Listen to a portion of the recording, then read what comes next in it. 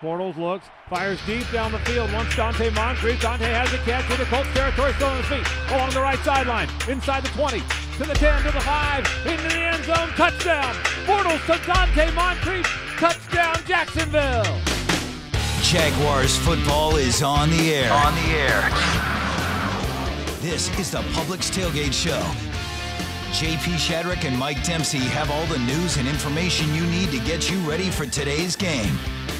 The Publix Tailgate Show is brought to you by Baptist Health, Farah and Farah, Geico, Ticket Exchange, and by TIAA Bank. Now to get things started, here are Mike Dempsey and JP Shadrick. In the midst of a 5-game losing skid, the Jags return home to face a team that has won 5 in a row. The Jags fighting for their season. The 6-2-1 Pittsburgh Steelers face the 3-6 Jacksonville Jaguars. Kickoff at TIAA Bank Field coming up at 1 o'clock. Today's game presented by Publix, where shopping is a pleasure. Welcome into the Publix Tailgate Show. JP Shadrick, Mike Dempsey from the HananiahAutos.com studio. Gets pretty easy today. You're on a 5-game skid. They've won 5 in a row. They're a red-hot offense. The Jags are struggling. Can you turn it at home today against the Pittsburgh Steelers? Well, you certainly can, JP. It's a National Football League. There's no reason to think the Jags can't beat the Steelers. Whether they will is another story. I think the line of scrimmage, which often tells the tale in most football games, is really going to be an indicator today, with the Jags perhaps down 60% of their projected starting line going into the season on offense. Pittsburgh tied for the league lead with 31 sacks, absolutely dominated coming off a Thursday night performance against the Carolina Panthers in Week 10. So they're rested. They've had a few extra days to get ready for this game. I'm sure they've got revenge on their mind as well, with the Jags sweeping them in Pittsburgh last year.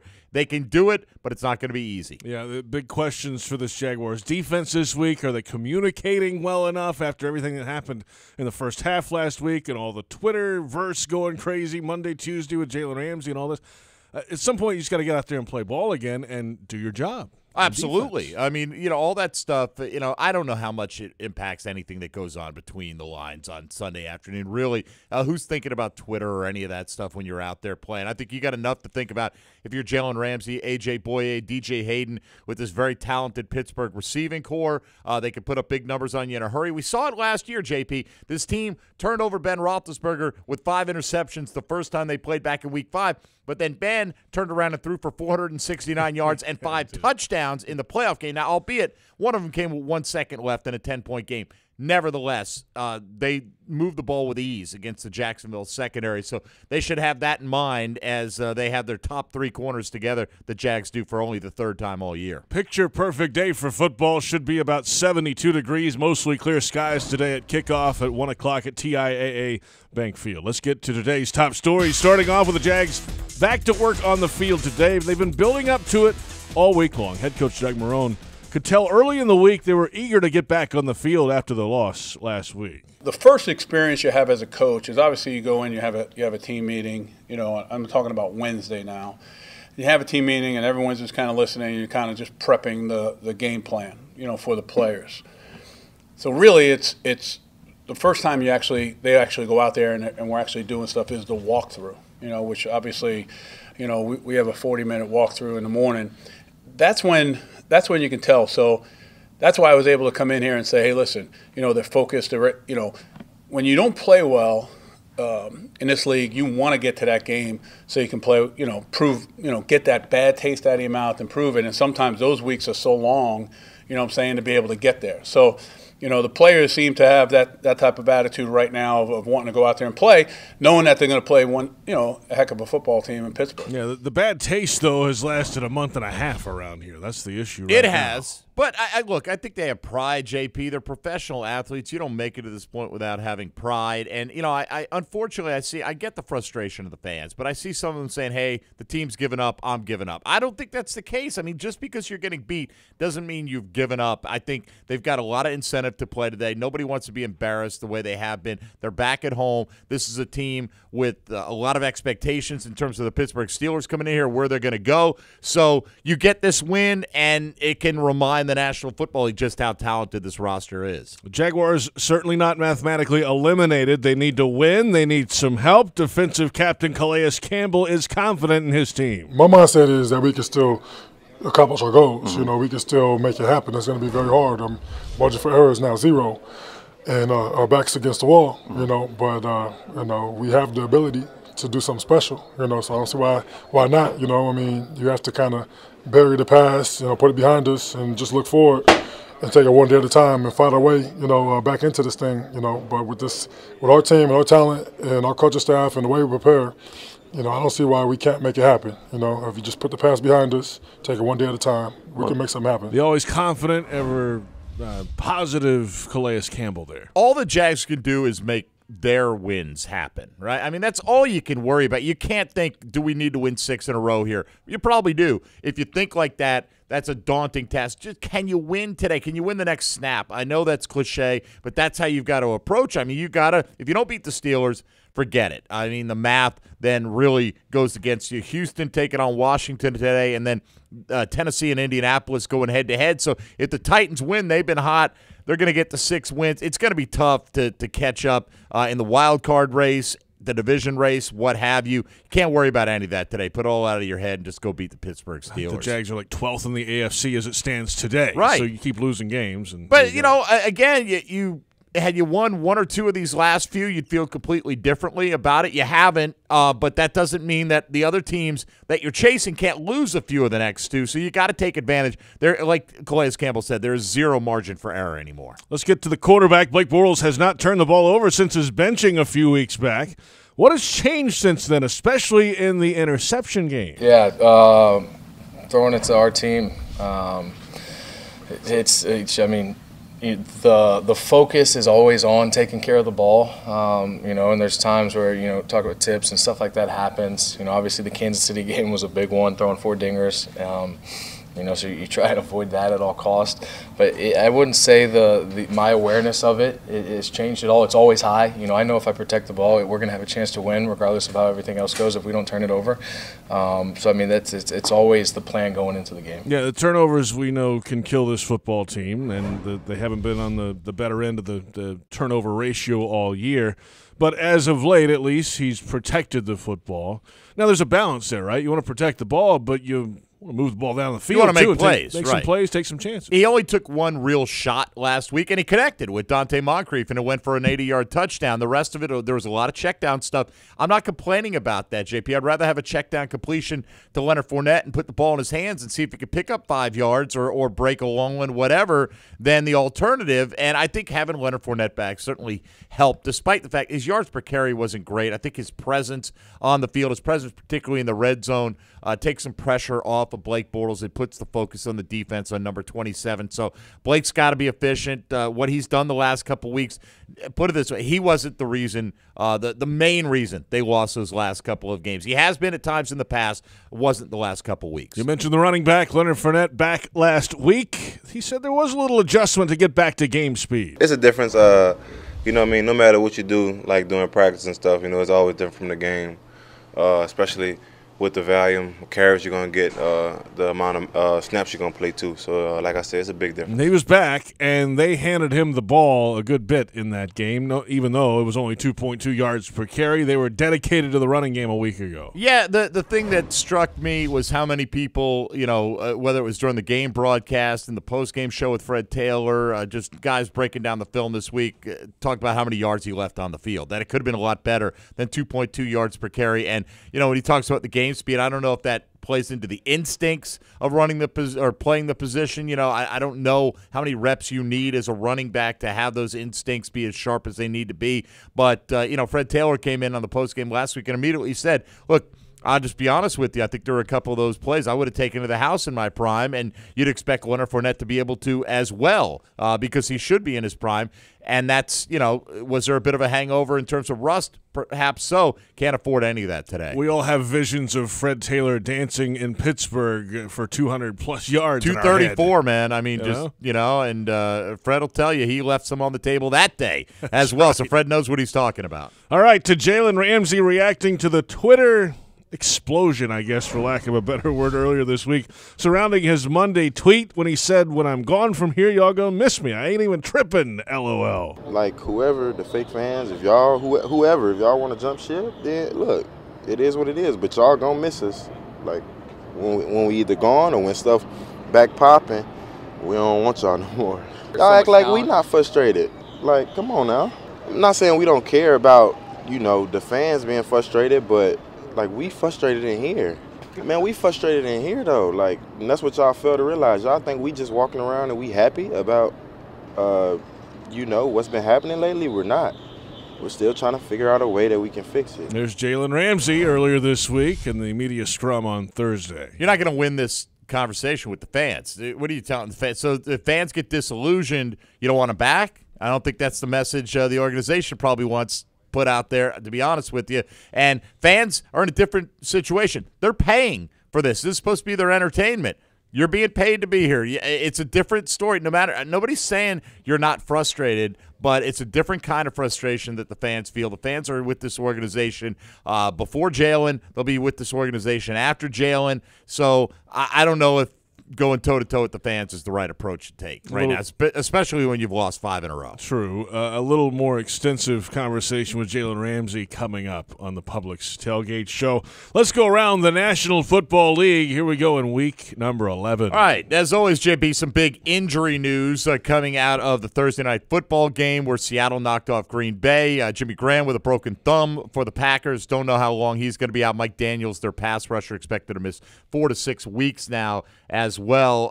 Today's games impacted by injury include Baltimore and Cincinnati. The Ravens hosting the Bengals, and Ravens quarterback Joe Flacco doubtful to suit up today with a hip injury. And in his place, rookie Lamar Jackson expected to get the start and play the majority of the snaps, although Robert Griffin III could reportedly see some action there as well. And in that same game on the other side, Bengals wide receiver A.J. Green also listed as doubtful, but he did make the trip to Baltimore with the team. He will reportedly test out his injured toe in pregame warmups to see if he can suit up. The 7-2 L.A. Chargers look to keep pace with Kansas City in the AFC West as they host the Denver Broncos in a late afternoon kick today. And the Chargers are expected to get a boost with the return of pass rusher Joey Bosa, who has been out since early August. He suffered a foot injury in the preseason, has yet to suit up in the regular season for L.A. so far this year. The Redskins will be without offensive tackle Trent Williams today as Washington hosts Houston.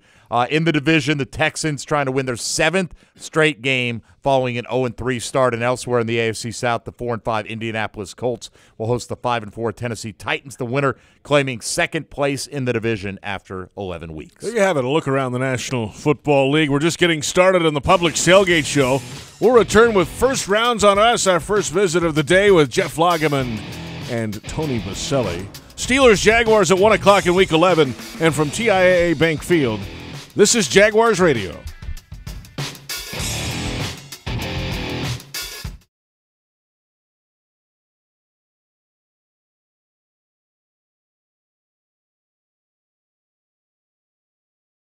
You're beyond busy. Between work and the kids, the dogs and the cat, let us help. With Publix Delivery powered by Instacart, you'll get the items you need from the store you know. Just shop online, select the time you'd like your order delivered, and grocery shopping is done, giving you more time to take care of everything else. Publix Delivery, powered by Instacart. Visit Publix.com/delivery to shop now. That's Publix.com/delivery. Item prices vary from in-store prices. Service fees may apply. Available in select zip codes. Publix, where shopping is a pleasure. With more than 66,000 students, UCF is the biggest university in Florida and one of the biggest in the nation. But being big is more than just a number. It means that we think big and dream bigger. We seek challenges and push boundaries. We encourage innovation and invite the impossible. So while UCF is big in size, our impact is even bigger. Learn more at ucf.edu/big.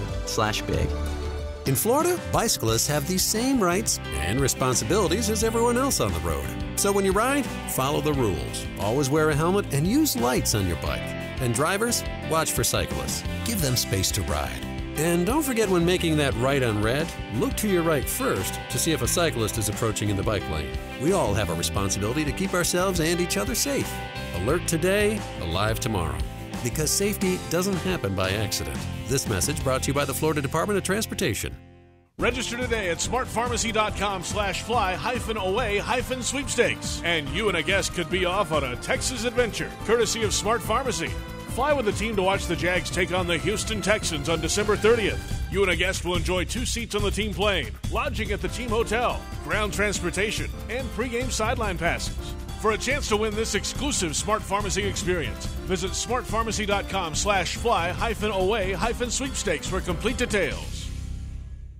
Switch to Comcast Business and get an amazing deal on fast, reliable internet.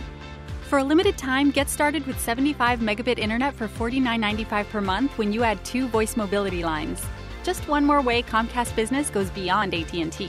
Call 1-800-501-6000 today. Comcast Business. Beyond fast. Offer ends 11/21/18. Restrictions apply. New business customers only. 2-year agreement required. Early termination fee applies. Equipment, taxes, and fees extra subject to change. Connection Pro backup limited to up to 6 hours. This season, it could be you that takes the field through the TIAA Bank Take the Field sweepstakes. For each home game, one lucky fan will win 2 club tickets and pregame sideline access to be on the field as the Jaguars are introduced. To enter and for official rules, go to TIAABank.com/takethefield today. No purchase necessary. Open to legal residents of 50 United States and D.C. 18 and older. Void where prohibited. Entry period from 8/6/2018 to 12/5/2018. For official rules and complete details, visit TIAABank.com/takethefield. Sponsor TIAA Bank, a division of TIAA FSB.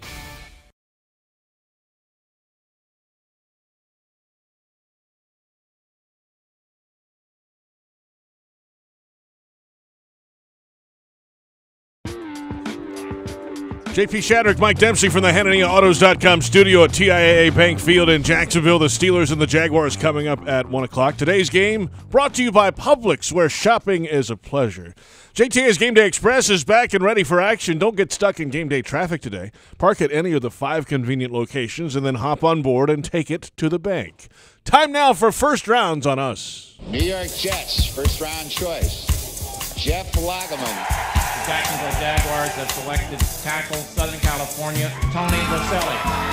Only way to the top is looking out for number 1. And that's us. Keep looking out for number 1. Here they are, Jeff Lageman, Tony Baselli. Good morning, gentlemen. Good morning. How we doing? Well, we're not very happy because Tony's USC Trojans had a terrible game against UCLA. Oh, we saw that one coming a mile away. But I've told you guys all year they're not very good. And Virginia lost to Georgia Tech. And I've told you for years that they're not very good. We've known that for a long time. Here we go. Steelers, Jaguars, Week 11, 5-game skid. Steelers have won 5 in a row. Everybody's talking about, this team beat them twice last year. Oh, that obviously does not matter this season. Steelers are playing really, really good football right now. We were supposed to be laying in bed right now. It's a good point. You got flexed. We're supposed to be here, at the beach, for brunch, an 8 o'clock church. kickoff. We weren't supposed to be here right now. No. This is not how the plan was supposed to go. The plan was an 8 o'clock kickoff on national television, us being 7-2, the Steelers being 6-2-1, and a battle for the AFC, possible home field advantage. Instead, we're at 1 o'clock and nobody cares. The way it goes. Yeah. That's what happens when Steelers are playing good. I think the thing that's probably the most surprising with the Pittsburgh Steelers is the whole Le'Veon Bell saga hasn't slowed them down one beat. I mean, James Conner stepped in and arguably has done just as good of a job, maybe better. Might help. I mean, Le'Veon Bell's different. I mean, Le'Veon Bell is a legitimate ask you this, number 3 receiver. Okay, as a former offensive lineman, one thing about Le'Veon Bell is he never ran where the play was really designed to go. As an offensive lineman, you probably would like James Conner better because he goes where he's supposed to go. Yeah, I don't know about that. I know what you're saying. Let me tell you what offensive linemen like. Success. Good backs. Winning, yardage. I didn't know where Fred was going to be all the time either.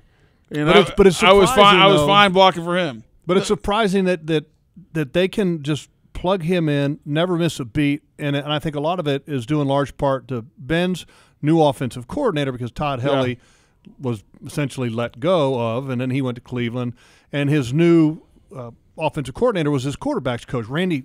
How do you say it? Fichtner. Randy Fichtner, and then Ben is having one of his best years ever as a pro. And when you watch him play, you remember last year going in the regular season game, what did we say about Ben? He looked terrible. He looks like he was getting ready to already retire. Like he was done. And now you watch him and you go, my gosh. He's a couple of years left. He's unbelievable. He's going to play for another 10 years. Now, that's how different it is. The thing with James Conner, though, he is more of a traditional back, but he still is a great cutback guy. Yeah, he has great lateral movement. He is more of a power guy maybe than Le'Veon Bell. He's not as good at catching the ball in the backfield as Le'Veon Bell was. He's good, but not as good. And so they're different backs, but as far as production and rushing, they're didn't miss a beat with James Conner. And I think it galvanized the team a little bit, Demps. Just the I think controversy. so. Kind of an us against them Yep. kind of thing. We're going to support our guy. And Yep. the offensive line came out and supported James Conner early in the season. That's right. And all They that. raided his locker this week, too, the Le'Veon Bell locker. They took all his shoes and everything Yeah, out well, of it. he didn't want to show his face around there to pick up his kicks, I guess. I mean, how about that? I mean, you got guys. That's ridiculous. It's still his locker. I mean, come on. How about, speaking of the Steelers run game, Jaguars run game, huge topic Which this past run week. game?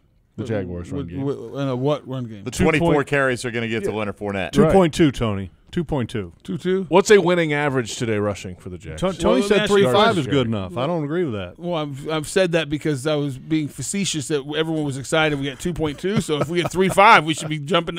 I mean, literally all week. I mean, starting with you on Monday night, you hear like, oh, it's so much better because stirred up. Leonard's back. And I don't think the run game was better, but don't you think the offense was better because of his presence? No. He scored twice. Balanced it out. Blake was able to throw for 320, not turn it over. Okay, first of all, that's an average at best defense you're playing against the Fine. Colts. Okay, let me finish. I contend. Now, what it did, where Jeff said it, and I agree with him 100%. What did change is the mentality of the coaching staff. Because he was in there to hand it off even though they're only averaging 2 yards a carry. And so if you'd have done that with Carlos Hyde, which I asked Jeff this question, if Carlos Hyde got the 24 carries that Leonard Fournette does he average more than 2.2 yards a carry? And Jeff's answer was yes. Yes. The screens that he ran, Mike, you could have gained yards. There was no one out there. Not get carried away. Well, you know what I'm saying? Yeah. Thank you. But my question is, was there anything out there that you thought was special? I don't think the performance was special, but I think his presence does. One thing only, that the coaches call the run more. That was it. That was the only difference to me. Mike, it's 2.2. The numbers don't lie. I understand that. The numbers are what they are. I'm not talking about the actual impact. I'm talking about the focus of the defense compared to when he's not in the game. The focus of the defense, it's because tell me the last time this team called 24 carries for one guy who was averaging 2.2 yards a carry. Been a while. Like never. Like last year. Probably was last year. But that's my point. So it's a mentality that the coaches have with Leonard Fournette in there. So in that sense, he makes an impact. 100%, I agree with that. But as far as production, I'm sorry. Granted, but I'm talking about when Leonard Fournette's on the field. I just think defense is more likely to play an extra man in the box compared to Carlos Hyde or T.J. Yeldon because the Jags haven't shown all year a willingness to commit to giving those guys the football. Okay, but is that the player or is that the coach? They might. Well, that's the scheme. That's the who, approach. Who dictates scheme? Who dictates approach? The coaching staff. Okay, so that's my point. He changes the mentality of the coaching staff. Right, both production. teams' coaching staff. I disagree with that. Okay, our coaching staff 100%. They call a different game. The thing I think that was disappointing with that performance with 2.2, and you guys said Fred recognized it right after the game, right away. And from watching the film, me and Tony recognized it was, Leonard left a lot of yards on the table, and you didn't see a player that was willing to be the physical presence that he's shown in the past, and that's, I think, was the most disappointing thing. You remember the play where he steps out of bounds?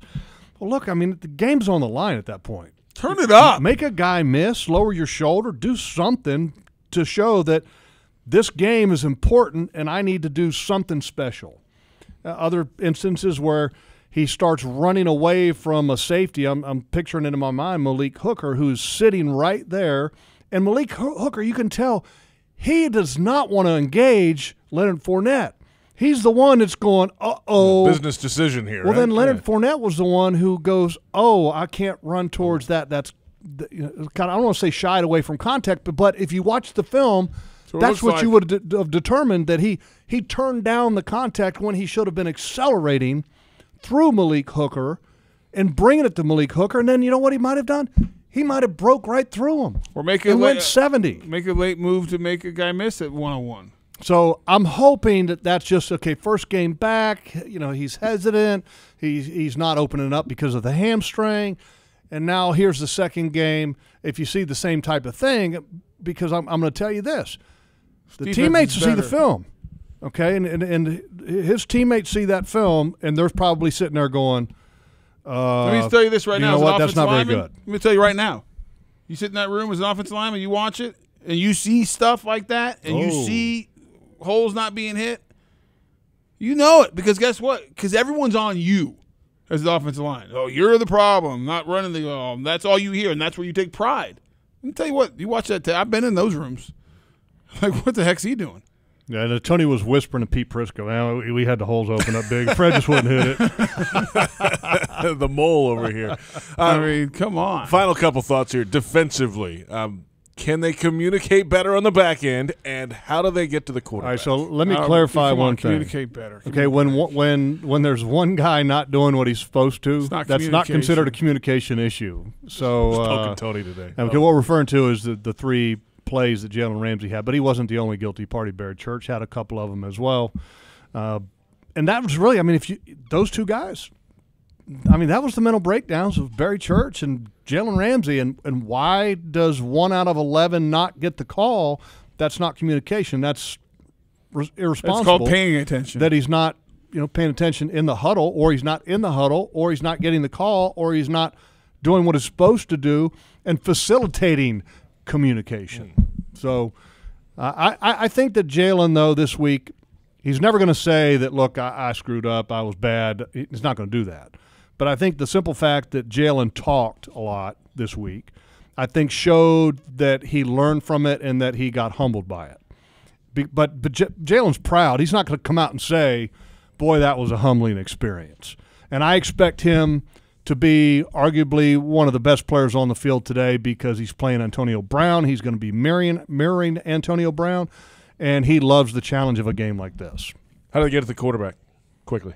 You beat the guy in front of you and sack him? They haven't done that a lot. Well, that's the problem. They're not winning one-on-ones. And Todd Wash said something this week, and I agree with him. If you watch the tape, they're getting a lot more 6-man, 7-man protections. They're getting a lot of guys. Teams are, from the first snap, chipping on their way out the defensive ends. I mean, it's part of the game plan. It's okay. A lot of teams do that. There's somebody, a couple guys are getting one-on-one opportunities every rush. And those guys have to win. Last year, if you remember the second half of the year, how well Malik Jackson played, he was winning those one-on-ones. He's not right now. Calais Campbell, every time he got a one-on-one last year, it felt like he was winning. Not happening as much this year. Yannick, same thing. They're not winning the one-on-one, so it's not like they're getting chipped all the time. But they're getting more. They're getting more of it than they did last year. Still, when you get your chance, you got to win, and it's just not. They're not doing it. Steelers have a backup right tackle playing again, and they need to make them pay for that. And it's essentially. Well, we've said that a couple times. Matt Filer, I know, and we've said that before. And Villanueva, I think that Ngakoue has a strong game against him. All right, guys, stand by. Fantasy picks are coming up. Results as well from last week. I know you guys are eagerly anticipating where we all stand. I want to find out where you are, JP. So You're do the I. one. So do I. That's all that really matters. It really is. Frank Frangie joins us. Fantasy picks are next. Steelers Jaguars at 1 o'clock. Today's game presented by Publix, where shopping is a pleasure. And from TIAA Bank Field in Jacksonville, this is Jaguars Radio.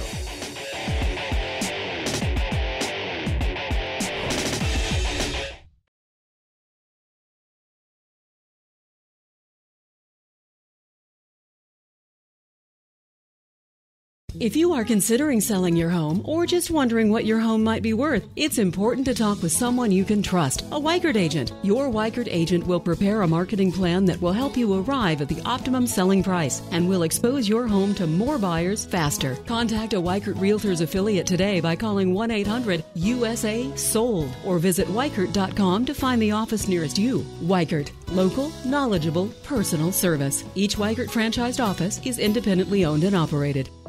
Some things make a house your home. Like endless hot water that makes the tranquility from an everyday shower your thing. When heating water with natural gas, you have hot water when you need it, save money, and earn a rebate up to $675. Your home. Our safe, reliable, efficient energy. Love natural gas. Find rebate details at peoplesgas.com. Hey Jaguars fans, are you ready to talk some trash?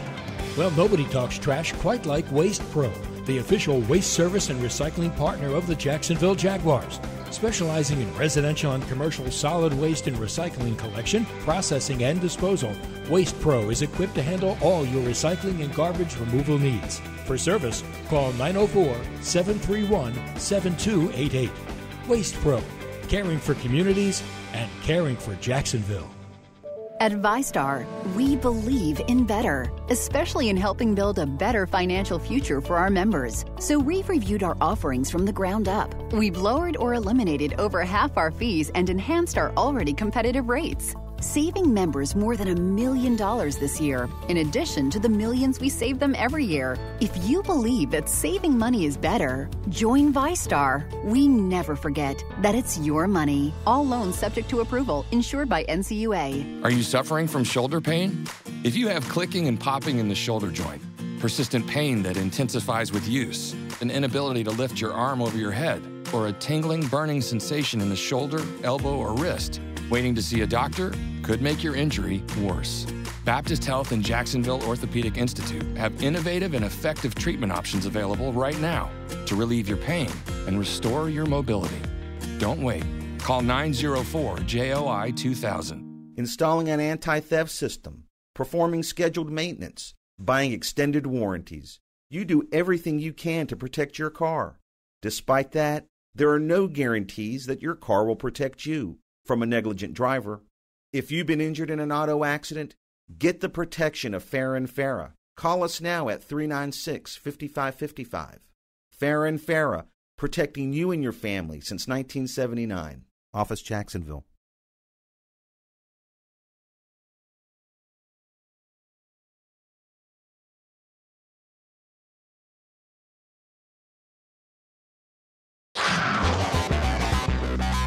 The Publix Tailgate Show continues right now. We're back in the HannahNeilAutos.com studio at TIAA Bank Field. Steelers, Jaguars, 1 o'clock the kickoff time on this beautiful Sunday in November, week 11. Coming up at Daly's Place, the big ticket, Weezer and Foster the People, that's December 1st.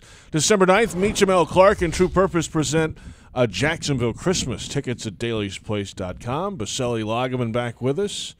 Frank Frangie's in now, too. What's up, Frank? Hi, boys. How's everybody? Beautiful day out there, isn't What a day. Let's play 2 today. Let's play 2. I'm in. I'm all in. It's the first day in which it feels like fall for a home game. Yeah, it's been hot. Yeah, it's been hot. Yeah. Nice.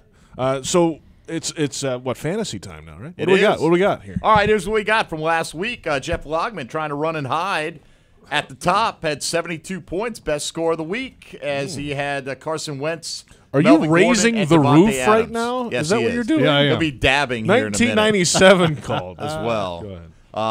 But the real drama is, of course, the dinner bet. Tony versus JP Shadrick. Do you remember who you took last week, Tony? Matt Ryan. You did take Matt Ryan. Yeah. I don't remember who anyone else. Nick Chubb. Nick Chubb, I did. Nick Chubb Yes, he had a big day. Flipped off a big day. He had a big day. I remember that. Last week. Nick Chubb had 35 points for you last week. Tony had second high score of the week. Jeff had 72. Tony had 70. Ooh, okay. nice. Frank Frangie off the mat with 62 points last week, thanks to Ezekiel Elliott's 36. I pulled away from Frank Moore. A little bit. Kareem Hunt let me down. I only had 54 points because he had 11. And Catching you.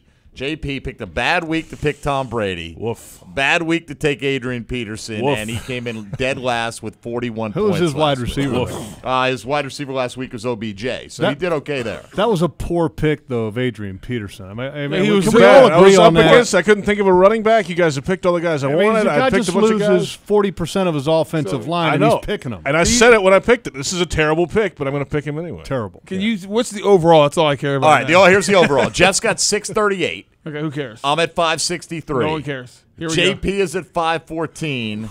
Tony is at 497. Close. 17 points. And Frank Frangie at 463 right now. But Frank, you need a new guy. Well, just so you guys know, despite last year's championship, I've given my guy the dreaded vote of confidence. Just so everybody knows. Okay, you never want that. Quite well then. Yeah, this week. that's exactly right. All right, JP, you got the board here. Kareem Hunt. Kareem Hunt off the board first for JP Shadrick. I am going to go with OBJ myself, the aforementioned Odell Beckham Jr. against the Bucs. Frank. That may or may not have been where I was going, Mike, but that's okay. I will go. Let me have Carson Wentz. Carson Wentz off the board to Frank Frangie. Tony. I'm going to go – make sure I haven't picked this guy. I'm going to go Saquon Barkley. Saquon Barkley is an excellent choice today. Top 2 linebackers out for the Buccaneers. Jeff got back-to-back picks here. Okay, I will take Cam Newton. Dang it! And David Johnson. Oh, my God. David Johnson might have been the guy I had queued up to take next. All right, on to Tony again. Got Saquon. Need a quarterback and a wide receiver. One of those here. I'm going to go Adam Thielen. Thielen? Okay. Mm-hmm. All right. Let's see. JP. What do you mean? What are you looking at me for? Oh, I'm sorry. You looked at me first. Frank's Don't pick look at me. next. Stephon Diggs is barely playing. I mean, Thielen's the number 1 guy. Thielen, yeah. How about Keenan Allen, Mike? Keenan Allen. All right. Keenan Allen for the Chargers. Don't look at me like that. I'm going to go with the dreaded Marcus Mariota against the Colts. Wow. He was my next guy this week. JP, need a quarterback and a wide receiver. I'm going to go Michael Thomas, New Orleans, and Phillip Rivers. That's a squad right there, boys. All right, that will bring me. Boy, could go a number of ways here. I'm going to go with Christian McCaffrey at. You were thinking about that one, Frank, were you? This is the 3rd time in a row someone snagged somebody that my advisor, who's on notice. That I snake you. Yeah, I like did. it. All right, Frank, you need a running back here. Yeah, I'm going to go noted Steeler killer, Leonard Fournette. I really thought about him, man. 5 touchdowns in 2 games against him last year. Tony, you need a quarterback. Drew Brees. And Jeff, a wide receiver. Or a tight end. I'm going to take a tight end. I'm going to take Zach Ertz. Zach Ertz, it is. That's what you do when you have a lead like Jeff does. You kind of play around. He's kind of toying with the field, isn't he? I thought the same thing. I know. 40. Ertz had 40. Yeah, it's hard to go back-to-back big weeks, though. It is, but they're going up against the Saints. Probably have to, get a little bit of a shootout there. JP has Phillip Rivers, Kareem Hunt, Michael Thomas. I've got Marcus Mariota, Christian McCaffrey, and Odell Beckham Jr. Frank went with Carson Wentz, Leonard Fournette, and Keenan Allen. Tony's got Drew Brees, Saquon Barkley, Adam Thielen, and Jeff has Cam Newton, David Johnson, and Zach Ertz. I'd love to wish you all luck, but it's getting too late in the season. Here's the thing. I'm only 17 points behind JP. You are. That's all that matters. That's one player right there, potentially. And it's going to be this week. I'm going to blow him away. Blow him away. You could. Monday Night Football shootout, baby. JP, whatever you do, don't tighten up. But you got to start getting a little bit better preparation in. JP likes to pick an oddball player every other week. Look, Doug Marone's talked about walkthroughs, communication. You need to have a little bit of walkthrough during the week for some of your picks. A little more focus. Yeah, you need to maybe have get a couple of your buddies at the bar. Big team meeting That's on what else Tuesday. happens Do when some you're mock in first place. draft. Talk a lot of trash. Yeah. Look at some film on Monday. Let's move on. This is All right, enough. get the heck out of here. Tony Baselli, Jeff Lageman. We visit a little longer with Frank Frangie now, play-by-play man for the Jags. Here we go on a beautiful day, Frank. The Steelers are in town, which should have been and could have been one of, if not the biggest home game of the season. It's been flexed to 1 o'clock. Yeah, the Jags have stumbled into 5 straight losses. The Steelers are hot. It is unfortunate, of course, at best that it's a 1 o'clock kickoff and you're not playing well right now. Yeah, you know what? And call me a dummy. I've been saying all week on my show. I'll say it here. I think the Jags are going to beat the Steelers today. Steelers have won 5 in a row. Jags have lost 5 in a row. But the NFL goes that way. It does. I think the Jags are going to beat them. I think the level of confidence, JP, that the Jags play with against the Steelers will trump this chip on the shoulder that the team that got beat twice has. I think the Jags are going to play well. And by the way, you guys were discussing, I completely agree with Mike on the Leonard Fournette discussion. I'm not smart enough to know who it affects more or doesn't affect more, but they're a different team. They're defended differently. They play differently. It feels different. Calling the games feels different. There's way more 2nd and 4s than there are 2nd and 9s.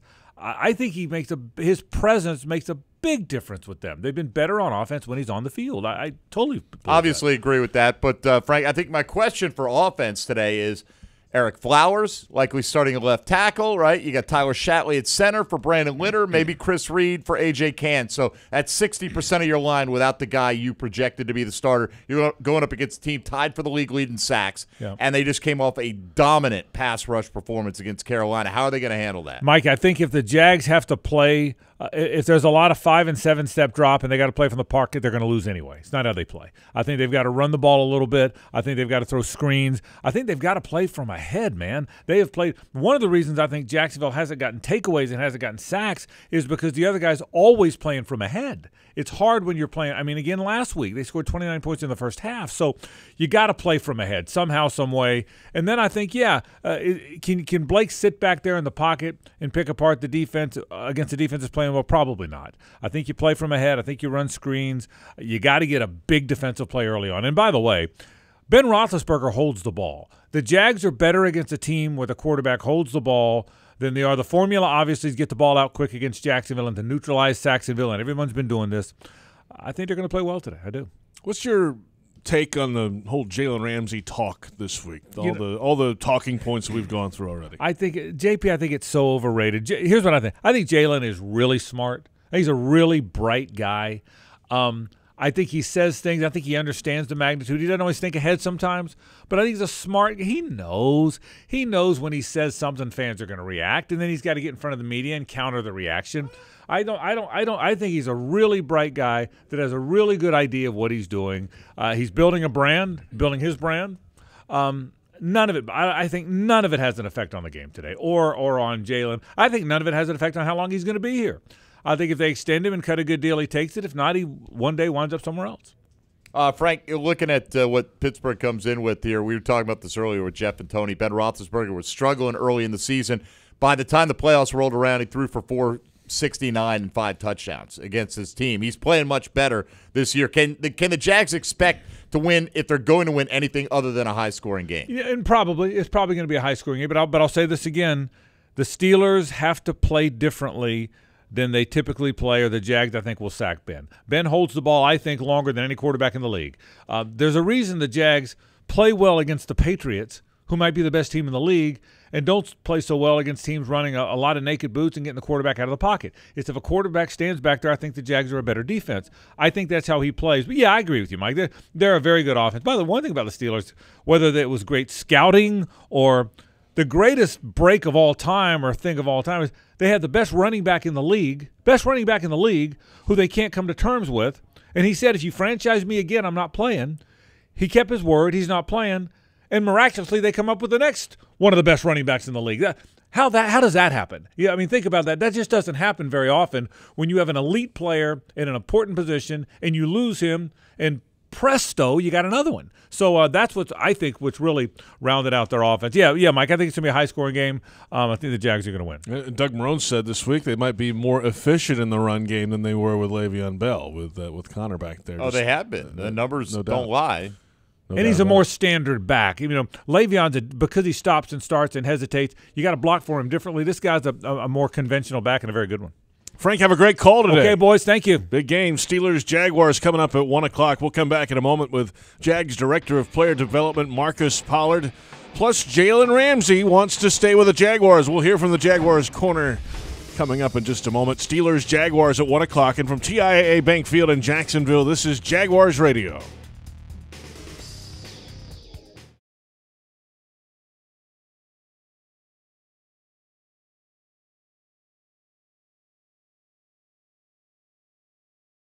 Hi, I'm Tito Beveridge, founder and master distiller at Tito's Handmade Vodka. In the early days out at the distillery, I always had my dog, Dog Joe, with me. I would buy food in bulk, and before you knew it, there were dogs and cats coming by. It evolved into our Vodka for Dog People program. Now we support animal wellness initiatives to help make spay and neuter services available in underserved areas across the country. There have always been dogs around the distillery and the office. It just kind of sets the tone for the place. 80 proof Tito's Handmade Vodka, distilled and bottled in Austin, Texas. Tito'sVodka.com.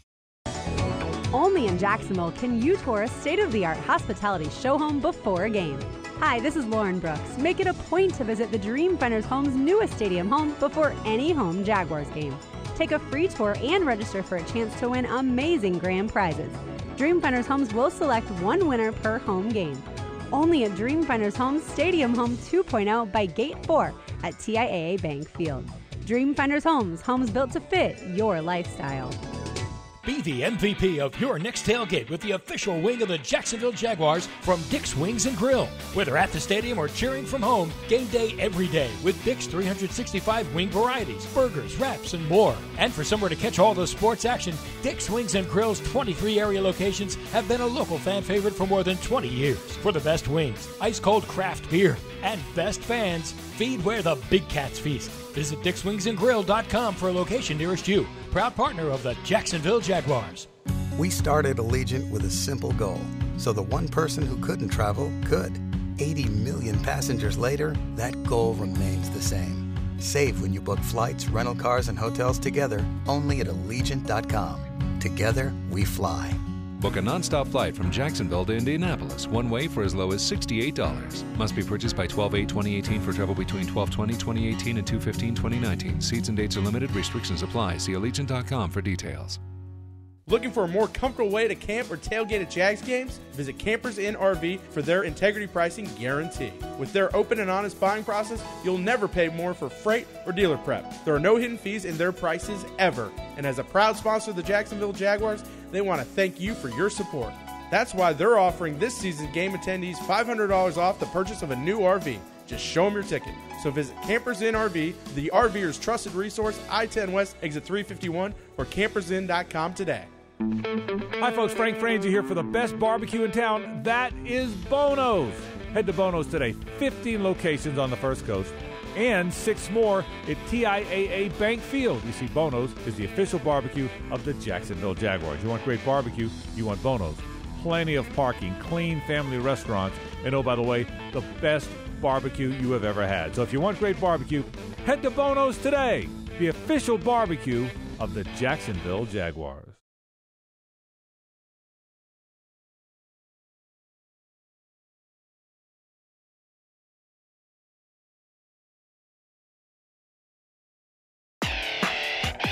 The Publix Tailgate Show continues. JP Shadrick, Mike Dempsey from the HananiahAutos.com studio at TIAA Bank Field. The Steelers and the Jaguars teeing up today at 1 o'clock. Today's game brought to you by Publix, where shopping is a pleasure. We welcome former NFL tight end, Director of Player Development and Youth Football, Marcus Pollard. Holding it down. Yes, you are. As always. Great to see you. Likewise. Good morning. Good morning to you. How you feeling? Pretty good. Pretty good. Yeah? Yeah, it's all Where about you me been? today. Where you been? How Yeah, you doing? what's going on You've with been you? late. What? It's a big game. I mean, it's unfortunate, though, because this was supposed to be the one of the premier games of the season for the Jaguars. Primetime game, Steelers, AFC powerhouses. It's not that, and that's the unfortunate thing about today. Yeah, it is. But I think, with that being said, I think our guys are a little bit fired up. The fact that it was a swing game, that they moved it to 1 o'clock, and they were looking forward to the primetime game. But when you go 0-5, those are the last 5 games that we have, and the NFL has the power to change the game, you can't do anything about it. But I think today we go out and play great football and hopefully come home with a W. Marcus, we always come up with some tight end related thing to ask you about. But in this case, it's kind of the tight end and the offensive line together. What different challenges will a 3-4 defense pose for this offensive group that they don't typically see week in, week out? Yeah, to me it's a challenge, but a lot of teams are playing that. The Texans have it. The Patriots did it. So we've seen it quite a few times. I don't think the scheme changes very much. It really comes back to just blocking. So no matter the front you see, maybe we get them in one tight end, 3 receivers, and get them in a nickel package. But they do a lot of stuff in nickel. So it's almost better just to keep them in base. Now you know where they are. Just line up and go block them and hand the ball off to Leonard and go from there. All right, Marcus, you're down to a couple of candidates for high school coach of the year. Is that right? Yeah, we narrowed it down. We don't want to name names yet, but there are a couple finalists. And hopefully this time next week we will have our Jaguars coach of the year. I'm going to ask you, what's the process to pare it down? How does that work? What can you tell us about the process? The process, again, is about me. I'm just kidding. No, we just take into account how far they went in the playoffs, what kind of record that they have, just for philosophy, tradition, things like that. We take a few things into account. Okay, that'll come up. You said next week? Hopefully next week we'll have an answer for you. Okay, next week when the Jags face the Buffalo Bills, we'll have the high school – maybe have the high school coach of the year. Maybe. We'll see. Stay tuned. it'll be fun. Stay tuned, sports fans. Stay That's Marcus tuned. Pollard. Holding it down. In studio with us. Have a great day today. Thank you. Marcus Pollard with us each and every week. PRI Productions, the Southeast full-service event company, has everything you need to bring your next idea to life. Visit PRIProductions.com and learn more. Jalen Ramsey in the media this week, responding to the Twitter stuff, if you will. He reiterated that he's ready to stay with the Jaguars. I've said multiple times over and over and over and over and over and over and over again that I want to play for one team my whole career. I don't control that, but it is what it is. But as far as I'm concerned, I'll say two things about that. One, I have one more year left in my rookie year contract. They have the option to pick up my fifth-year option next year. That would take it to 2 years left on the contract. Or if they wanted, they could extend me. And if it's right, then we'll get that done, and then I'll be here for a number of years.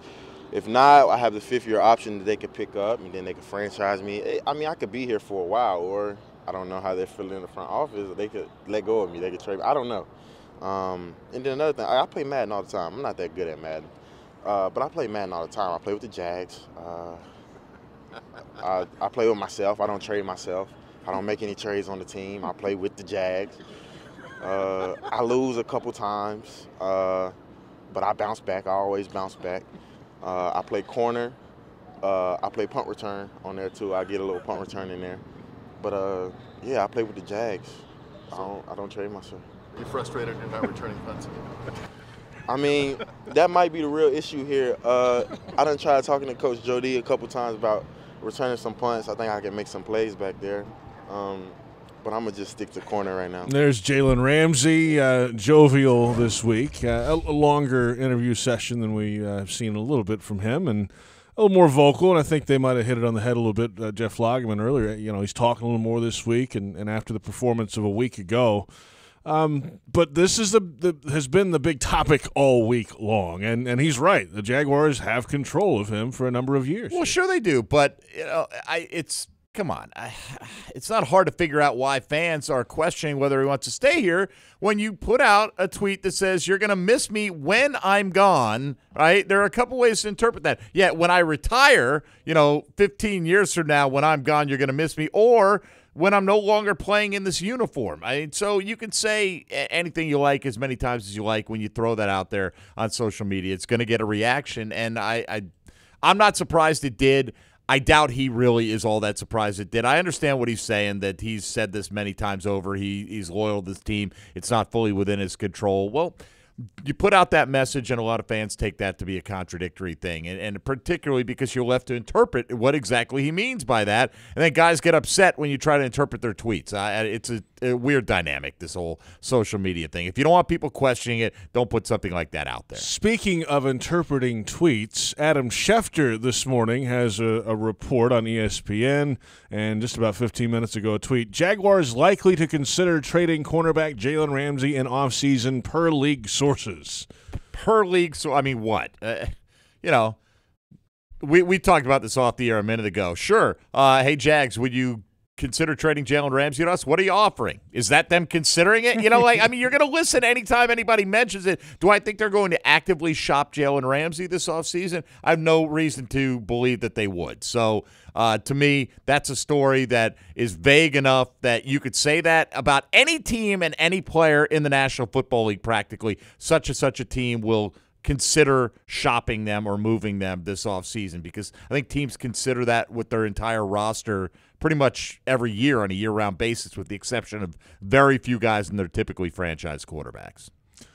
We've got, 7 more weeks to listen to some of this stuff, too. Oh, it's not going to stop then, not JP. at all. It's going to, if Schefter wants to carry on that narrative, that will extend into the offseason. I don't know what you could say about something like that. It's so vague and league source. What does that mean? And is that someone with the Jacksonville Jaguars? Is that somebody speculating that they're trying to read the tea leaves and an agent put that together? It could be any number of things. So that's not something I'm going to get all that worked up about. To that room, the defensive back room, their performance last week as a whole obviously was not great. All the big plays early in that game, you heard the analysts earlier narrow it down to him and Barry Church mainly as the guys who busted on some of those plays last week.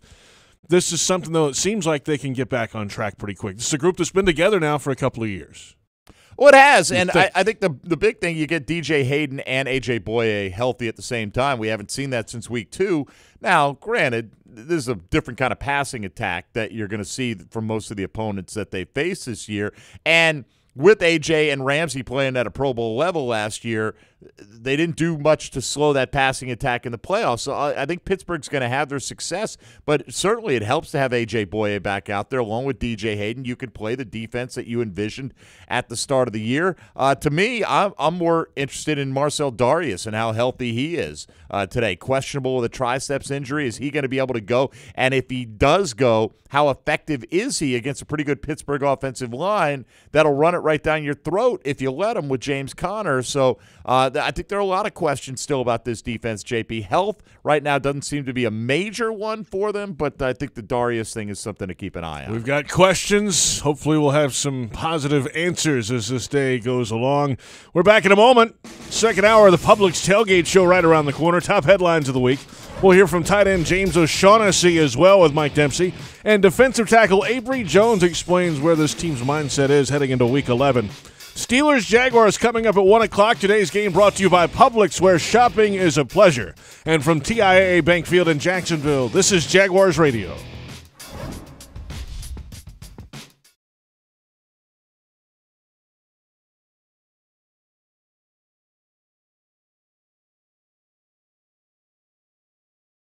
The CSI Companies has been getting the people business right for more than 20 years in Jacksonville.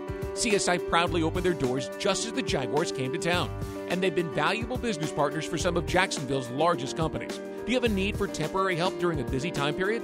Looking for a team of IT consultants for a special project? CSI can help. Call them at 800-582-0828 or go to thecsicompanies.com. Don't partner with just anyone. Partner with the CSI Companies, proud partner of your Jacksonville Jaguars. This is the Pepsi that gets you stuff. Crack one open, and you could get a Weber grill or an acoustic guitar. Because when you collect codes on specially marked Pepsi products, you'll get summer rewards from Pepsi Stuff. We'll even get you tickets to see Dierks Bentley. I like the sound of that. We do too, Dierks. Grab the Pepsi, enter the codes, get the stuff. Drink Pepsi, get stuff. Pepsi Stuff Rewards Program subject to official rules at PepsiStuff.com. Open to legal U.S. residents 18 plus. All rewards subject to availability and may have limited quantities while supplies last. At Papa John's, we like to say, better sausage, better beef, better bacon, better julienne-cut Canadian bacon, better pepperoni. Papa John's. For a limited time, get a medium meats pizza made with 5 premium meats free of artificial flavors or fillers. Or our new barbecue meats pizza made with smoky Southern-style barbecue sauce for only $6.99 each. Better ingredients, better pizza. Papa John's. Prices and participation may vary. Taxes, tip, and delivery fee extra. Brooks Rehabilitation is the official rehabilitation provider for the Jacksonville Jaguars, offering different rehabilitation services including home health. Their expert home health team provides nursing, physical therapy, occupational therapy, speech therapy, and medical social work in the comfort of your home.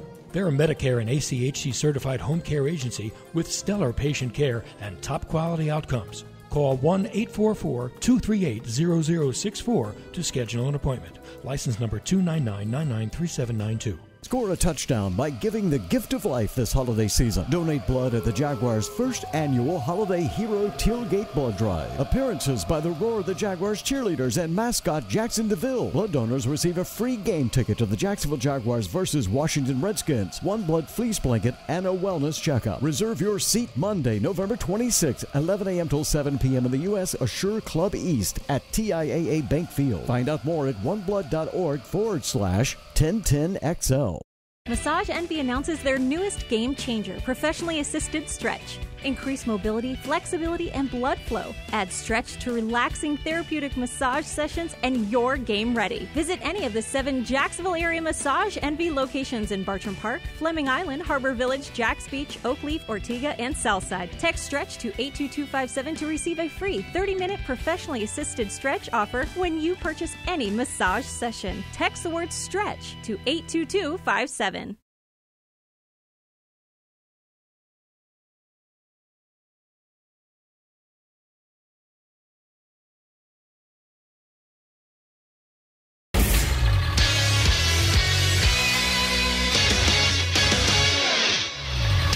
I'm Tony Smith with your 1010XL local sports update. It was senior day in Gainesville, and the Gators gave their seniors and whatever juniors may be declaring early for the NFL draft a blowout win to have as their last memory of playing in the swamp. The Gators started with a pick six, took a 49-0 lead into the half against Idaho, and wound up with the 63-10 win. They get to 8-3 on the season with one game remaining. That one game got a little bit bigger after the Florida State Seminoles won at home against 20th-ranked Boston College on the strength of a 74-yard touchdown pass from Francois to Terry that put the Noles ahead for good with 1:49 remaining in the contest. The final 22-21, and with the win, the Noles get to 5-6 on the year, so the Noles need a win to extend their record bowl appearance streak for one more year. The Noles have made it into a bowl 36 consecutive seasons, looking to make it 37 with a win over their rival next week.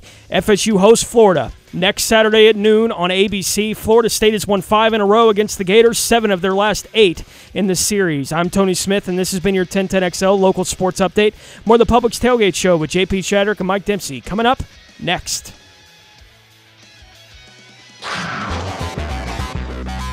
The Publix Tailgate Show continues right now. Second hour of the Publix Tailgate Show underway. JP Shadrick, Mike Dempsey from the HannaniaAutos.com studio. 1 o'clock the kickoff time today for the Steelers and the Jaguars.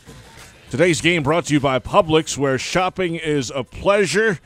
Jaguars got to find a way out of this 5-game losing skid. And after a 3-1 start, of course, 5 in a row have put them at the brink of elimination, really. I mean, if they're not already they're not mathematically eliminated, but it's pretty darn close, and you keep losing games, you'll be done in a hurry, and before you can barely sit at the Thanksgiving table, you're out of the playoff run. Yeah, look, if Houston wins today, even if you win, you're 3.5 games back with the tiebreaker. You're 0-3 in the division. It's going to be tough to win the AFC South, so then you start looking at wild card teams, and not a lot of them cooperated last week, so with Tennessee beating New England, you think New England's going to get in, winning their division. You got to have teams like Tennessee start to lose football games. Problem is, they're playing Indy. They're also ahead of you in the division, and that's what you're going to run into down the stretch, JP. I think if you start thinking about it from the big picture, you get overwhelmed by it. Just go out there and focus on beating the Pittsburgh Steelers today and see if you're still alive at 4 o'clock.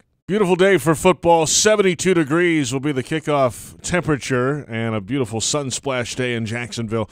Let's get to today's top stories. The Jags up against it, of course, with 5 straight losses. Elimination not far away if the trend continues. For head coach Doug Marrone, he's embracing the challenges that brings. Either we get it done or not. That's the great part about this profession, and everyone knows it. You either win or you lose. That's why I went into it. It's a great challenge. And it's a challenging time now, but, at the same point, when you're dealing with this type of adversity and you can pull everyone together and fight through it, then it's going to be a pretty decent foundation for, what's going to happen next week, the following weeks, and down the road. And that's the challenge I have, and that's the one I readily accept, and I'm actually excited for it. There's head coach Doug Marrone, and head coach has to think that way. Hey, we have to embrace what's going on here because it is what it is. You put yourself in this hole right now. Yeah, but Doug's pretty matter of fact all the time. You know what I mean? Like when he talks about this is one of the beautiful things about this profession. You don't have to guess that I do a good job. Final score tells you if you did a good enough job. And that's the thing about Coach Marrone is that he will take the blame on himself, even if it's not always 100% attributable to him. He said, look, the buck stops with me. If we're not winning, I didn't do a good enough job, period, point blank. Doesn't matter if a receiver drops a ball that's right in his hands that would have won you the game. I need to coach him to hang on to that better. That's just kind of his attitude that he takes. Running the football. Leonard Fournette back on the field last week. That's what this offense wants to be, according to offensive coordinator Nathaniel Hackett. I think anytime you have a guy like that, you always feel better handing the ball off, trying to get some positive yards. And it goes with all those guys. I think you want to be in that position. I think just the past couple games, there's been times that we haven't necessarily been able to be there. Just looking at last year, having the backs we had, and that's what we wanted to do. I think that's the same point now, and we brought Carlos in to continue to do that, and we still got TJ rolling. Yeah, there you have it. The running back room there: Carlos Hyde, TJ Yeldon, Leonard Fournette. Last week, though, as we've discussed on this program in the first hour already and throughout the week, 2.2 yards per carry for Leonard Fournette.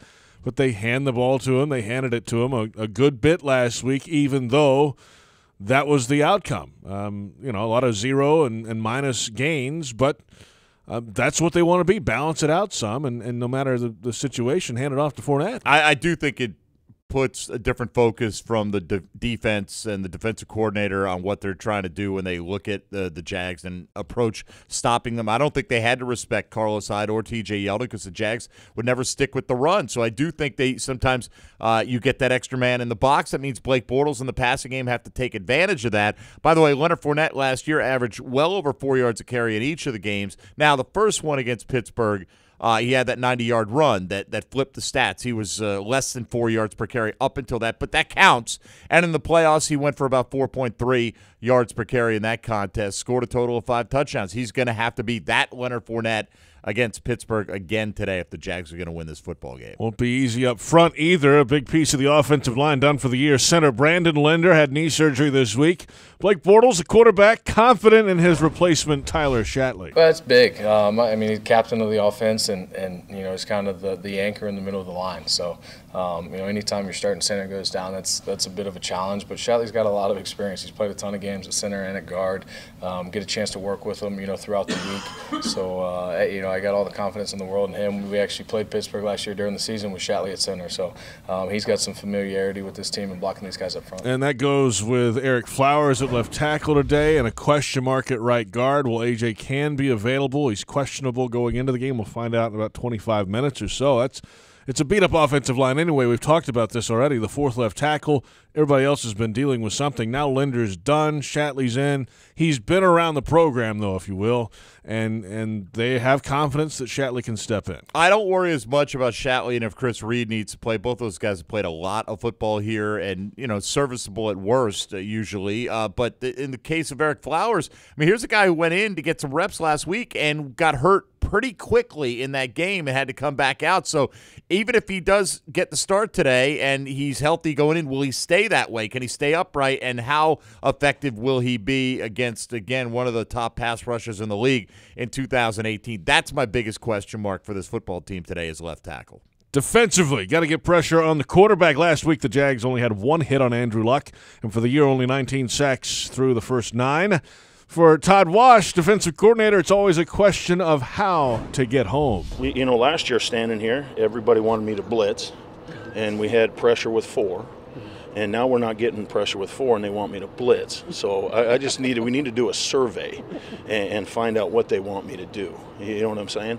But each year it's different. We're getting a lot different protections. We're getting a lot more 6- and 7-man protections because they do obviously think we can pass rush. We got some guys that need to win some more one-on-one battles when we get them. And if we're not doing that, then obviously I got to be able to bring some pressure in a variety of different ways. It's a topic. It has been throughout the year, and at some point, you got to get to the quarterback. Ben's not going to run all over the yard on you, but he holds the football and you can get home. Yeah, but here's the thing. While the Colts have allowed the second fewest sacks in the league with 10, Pittsburgh's allowed 12. It's not like anybody's getting to Ben Roethlisberger. You can talk all you like about Ben's a statue. Ben holds the ball. He's been sacked 12 times in 9 games. So it's just simply not happening. Could they do it today? Absolutely. Could they? But based on the track record of the Steelers up until this game and the Jaguars' pass rush being where it's been this season compared to last year, I don't expect any more than a couple if they do get to him today. Big questions in the secondary this week after last week's performance. The busts in the first half, the big story. Jalen Ramsey this week explaining what happened in Indianapolis. Yeah, we got to communicate better. I saw a couple things where people certain guys out here just playing whatever they want to, out here going rogue. Come on, is that even – I don't think anybody in their right minds truly believes that. If a guy truly knows what to do, ain't nobody out here trying to mess up on purpose. And that's kind of annoying from, us hearing that from guys who we thought were going to support us or fans who we thought were going to support us. That's lame. But it is what it is, and that's what we got to do better at communicating and fixing that. We've talked this thing to death, and this might be the last time we discuss this on this program today. Doubt it. Oh, today maybe. Today. It's not going to go away until it goes away, right? They stop giving up big plays. Look, right. I don't think that he's just saying to heck with what the coaches are calling, but it's a different – either either he's disregarding it, which I don't believe he is, okay, or he doesn't know what his assignment is, which I don't believe that's the case either. I mean, you've been in this defense now for almost 2 full seasons, so is it possible it wasn't communicated, or it should have been? Like, maybe he should be responsible for making sure he knows.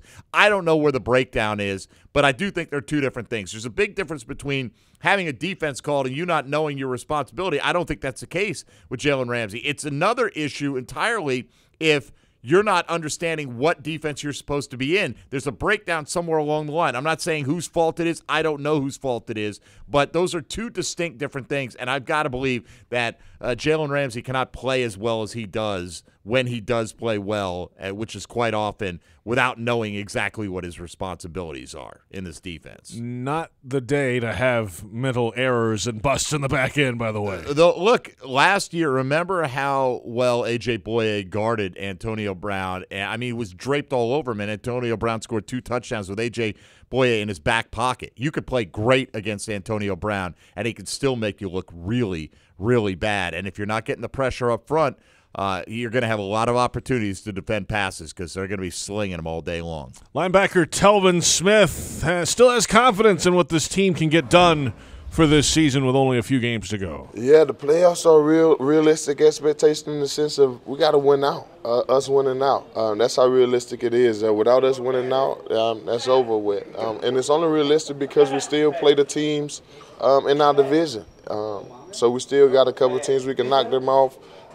Right now we put a lot of stuff in a lot of other people's hands at this point, so it's tough. But if we play hard and continue to pursue, we should get through it. Got to have that confidence before you go into it, and the Jaguars still feel like they can, but they've got to get something done starting today against the Pittsburgh Steelers. Those are some of today's top stories. This portion of the Publix Tailgate Show is brought to you by your Southern Ford dealers. When we return, David Lamb in studio with Lamb at Large, our weekly visit with the guru in person here. We're about 20 minutes away from the announcement of the inactives for today's game. Steelers, Jaguars kick it off at 1 o'clock. Today's game brought to you by Publix, where shopping is a pleasure, and from TIAA Bank Field in Jacksonville. This is Jaguars Radio.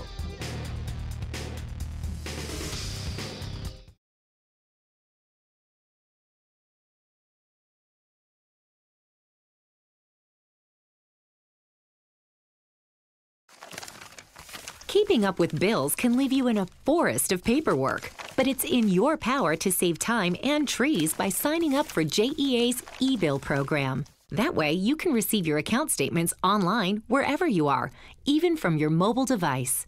And with online bill pay, you can pay your bill with a touch of a button.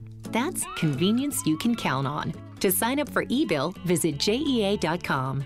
JEA, building community, a hassle-free community. At ViStar, we believe in better convenience, so members can bank any way they want, whether it's at a branch, on a mobile device, or at one of more than 20,000 fee-free ATMs across North America. We believe that people have better things to do with their time. If you believe that convenience is better, join ViStar. We never forget that it's your money. All loans subject to approval, insured by NCUA. Jaguars fans, Ashley Home Store is where you'll find the perfect Tempur-Pedic mattress to power your life. As the #1 Tempur-Pedic retailer in America and the official furniture and mattress store of the Jacksonville Jaguars, Ashley Home Store offers Jaguars fans special pricing and 72 months no-interest financing. Just tell them the Jaguars sent you. Plus, a portion of every mattress sold helps provide free beds to local children in need. Shop for Tempur-Pedic at Ashley Home Store today and go Jaguars. Subject to credit approval. See store for details. Wow, our Jags are hot. Time to treat yourself to the cool, creamy deliciousness of a Yobi frozen yogurt. All Yobi low-fat or fat-free frozen yogurts are made with real milk, no artificial flavors, and some are as little as 25 calories per ounce. So it's easy to be game day ready. Plus, all Yobi's great toppings and fresh-cut fruit are included. Fans, stay up on all the latest offers and tasty new flavors added every month with the Yobi app. Visit myyobi.com for details and find a location near you. Yobi is a proud partner of the Jacksonville Jaguars. You're beyond busy. Between work and the kids, the dogs and the cat, let us help. With Publix Delivery powered by Instacart, you'll get the items you need from the store you know. Just shop online, select the time you'd like your order delivered, and grocery shopping is done, giving you more time to take care of everything else. Publix Delivery, powered by Instacart. Visit Publix.com/delivery to shop now. That's Publix.com/delivery. Item prices vary from in-store prices. Service fees may apply. Available in select zip codes. Publix, where shopping is a pleasure. With more than 66,000 students, UCF is the biggest university in Florida and one of the biggest in the nation. But being big is more than just a number. It means that we think big and dream bigger. We seek challenges and push boundaries. We encourage innovation and invite the impossible. So while UCF is big in size, our impact is even bigger. Learn more at ucf.edu/big.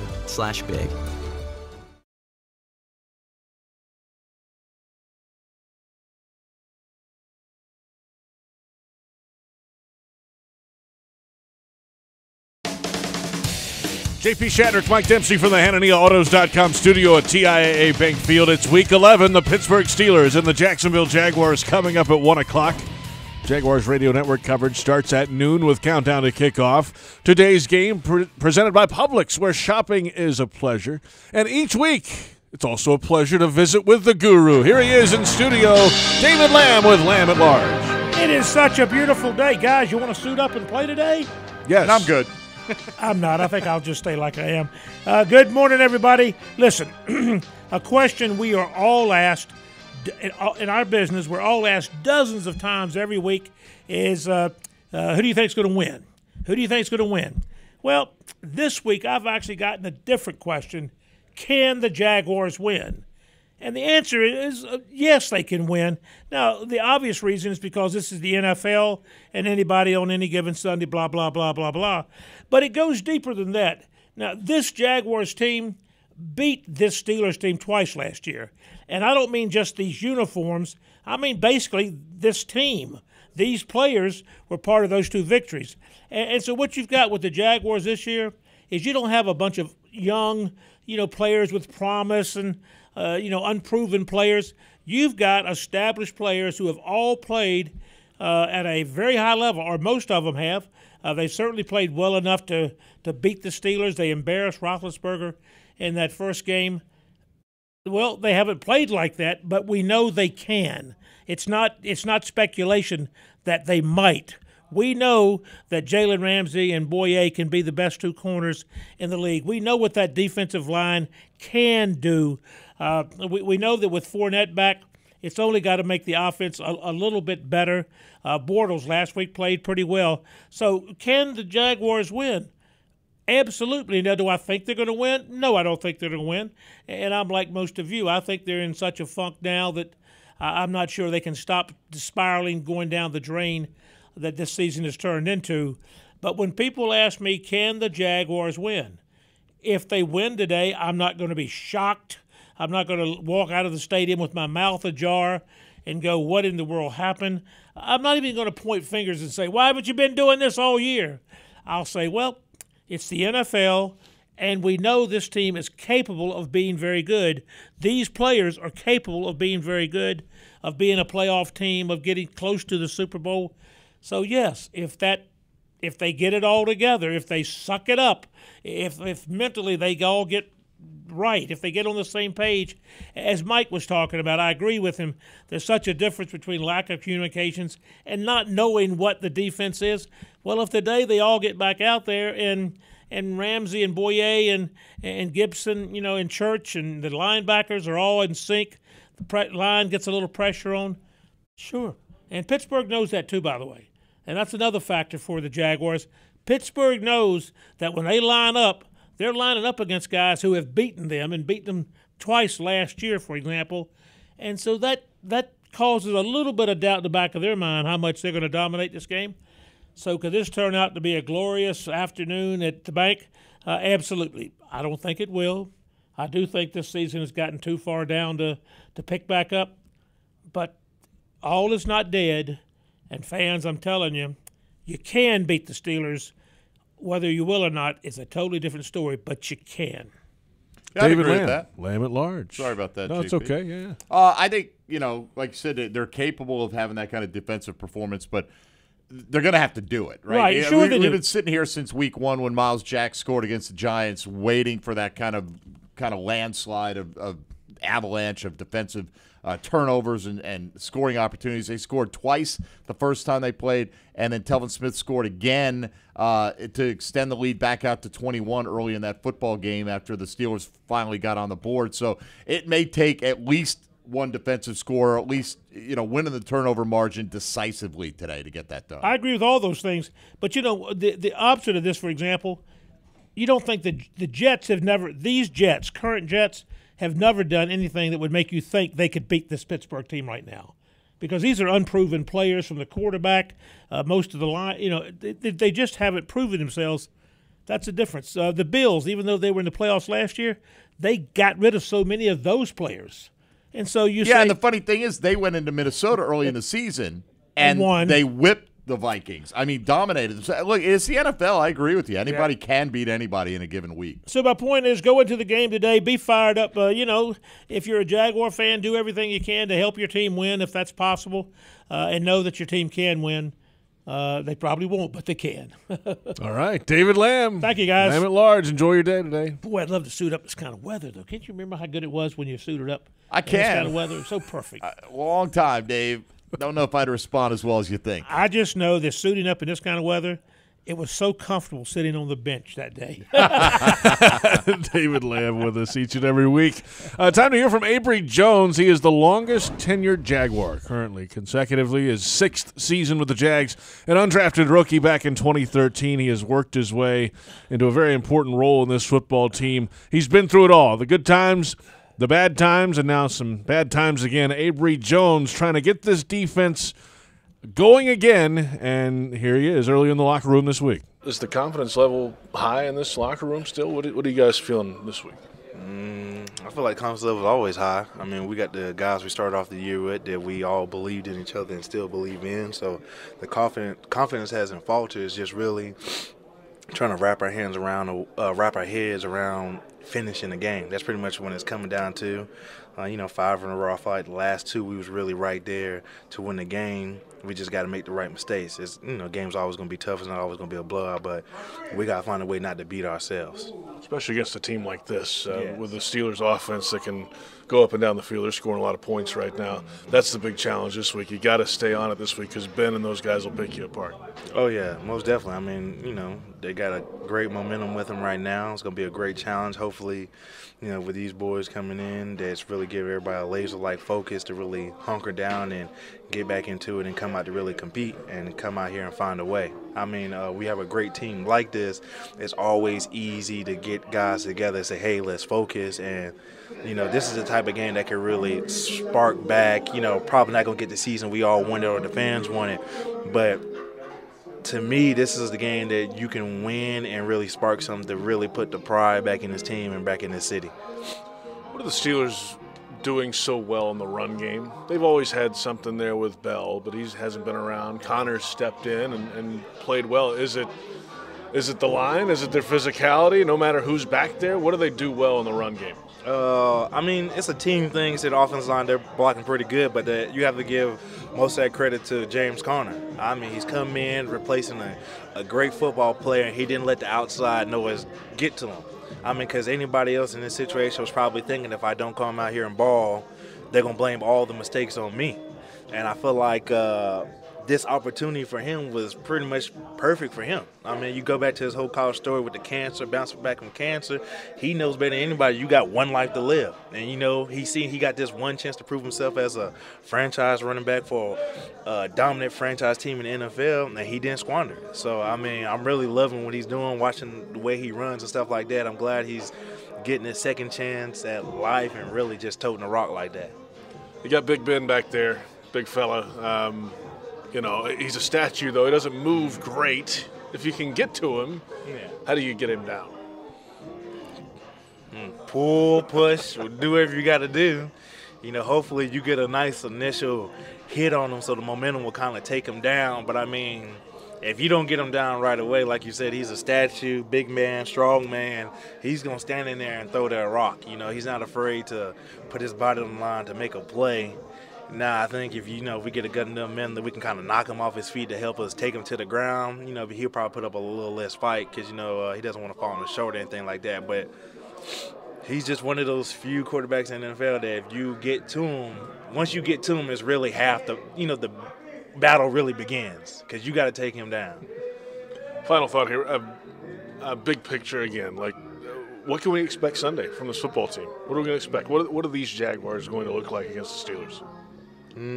A lot of enthusiasm, going to be focused, and we're going to come out to play.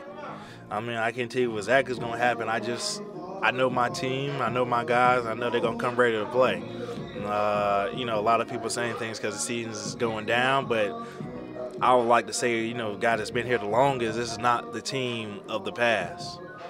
There's no talk of let's just get better one day at a time. There's no saying, hey, that was a close game. Guys are upset, guys are pissed, and they want to win just as much as everybody else. And that's the difference, like I say, from then to now.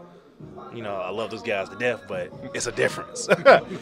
There's Avery Jones, the nose tackle for the Jacksonville Jaguars, guy who's seen it all around here, and definitely wants to get this thing turned the right way and still feels there's hope to do that here in 2018. Yeah, it's another – you hear the theme continued what Jalen Ramsey was talking about earlier, like trying to express, hey, we really do care. We're not just riding out the string here. We care. It burns us. It's not acceptable just to be competitive, things like that. So it seems like that's been an issue, I think, with the way they've been perceived, obviously. You lose 5 in a row. I think some people, and usually the people who complain are the loudest ones. They say, oh, you don't care, you're not trying, all these different things. Of course they're trying. They're professional athletes. You don't get to this point if you're the kind of player who's just going to quit when you lose a few games. At least I don't think 99.9% of professional athletes are like that. So it is interesting, though, to hear them continue to repeat that theme. All right. The Jalen Ramsey topic continues. Yes. The Jacksonville Jaguars have announced an official statement. Here it is, quote, the Jaguars have zero intention of trading cornerback Jalen Ramsey. There is no truth to this rumor, end quote. There you have it. That's pretty definitive, right? And you don't want to respond to every bit of speculation that's out there, but it seems such a flimsy, weakly worded report, and I'll call it report loosely by Adam Schefter. The Jags will likely consider. Likely meaning not 100% certain, and then consider doesn't mean they do it. I mean, it's just such a flimsy little thing, and the Jags obviously didn't want to get that ball rolling downhill any faster than it already had and nip that right in the bud. There you have it. We'll see his response today on the field, if he can bounce back from last week's performance, all the stuff that happened this week as well. We'll return to the Publix Tailgate Show. James O'Shaughnessy with Mike Dempsey. Their conversation right around the corner, and inactives are due when we return. Steelers Jaguars at 1 o'clock. Today's game brought to you by Publix, where shopping is a pleasure. From TIAA Bank Field in Jacksonville, this is Jaguars Radio.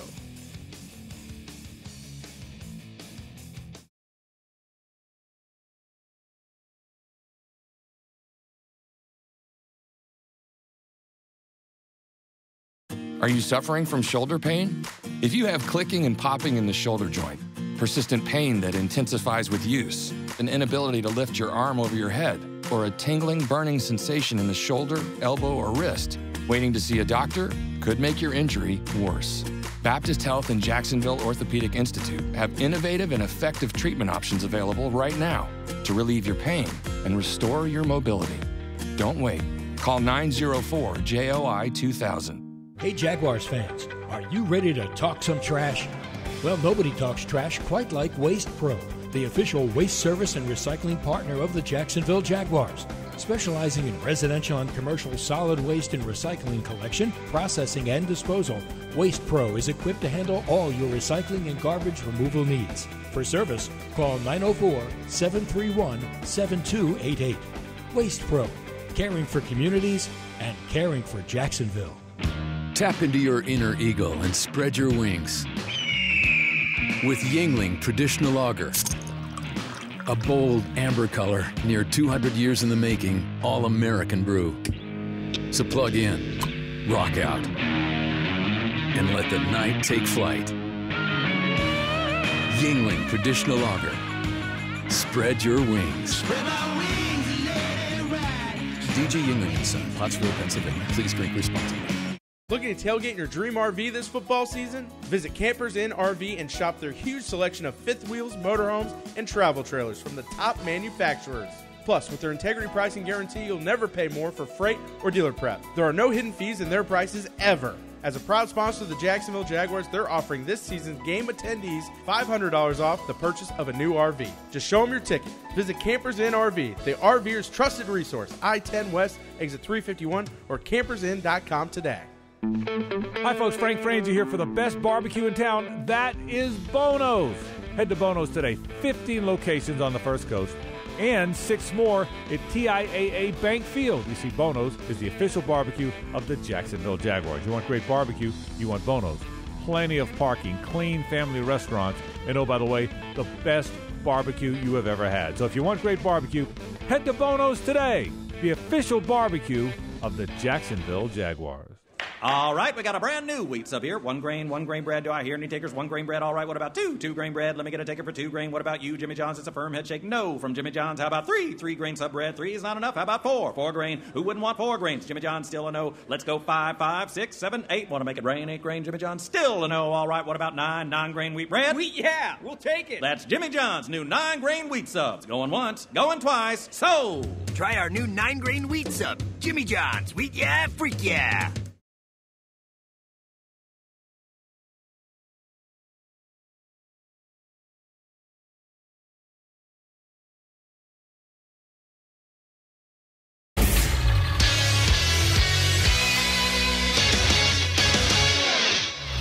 I'm Tony Smith with your 1010XL local sports update. It was senior day in Gainesville, and the Gators gave their seniors and whatever juniors may be declaring early for the NFL draft a blowout win to have as their last memory of playing in the swamp. The Gators started with a pick 6 on the first snap of the game, took a 49-0 lead into the half against Idaho, and wound up winning 63-10 to get to 8-3 on the season with 1 game remaining. That 1 game got a little bit bigger after the Florida State Seminoles won at home against 20th-ranked Boston College on the strength of a 74-yard touchdown pass from Francois to Terry that put the Noles ahead for good with 1:49 remaining in the game. The final 22-21, and with the win, the Noles get to 5-6 on the season, so they need a win to extend their record bowl appearance record for 1 more year. The Noles have made it to a bowl in 36 consecutive seasons, looking to make it 37 with the win over their rival next week. FSU hosts Florida next Saturday at noon on ABC. Florida State has won 5 in a row against the Gators and 7 of the last 8 in the series. I'm Tony Smith, and this has been your 1010XL local sports update. More of the Publix Tailgate Show with JP Shadrick and Mike Dempsey coming up next.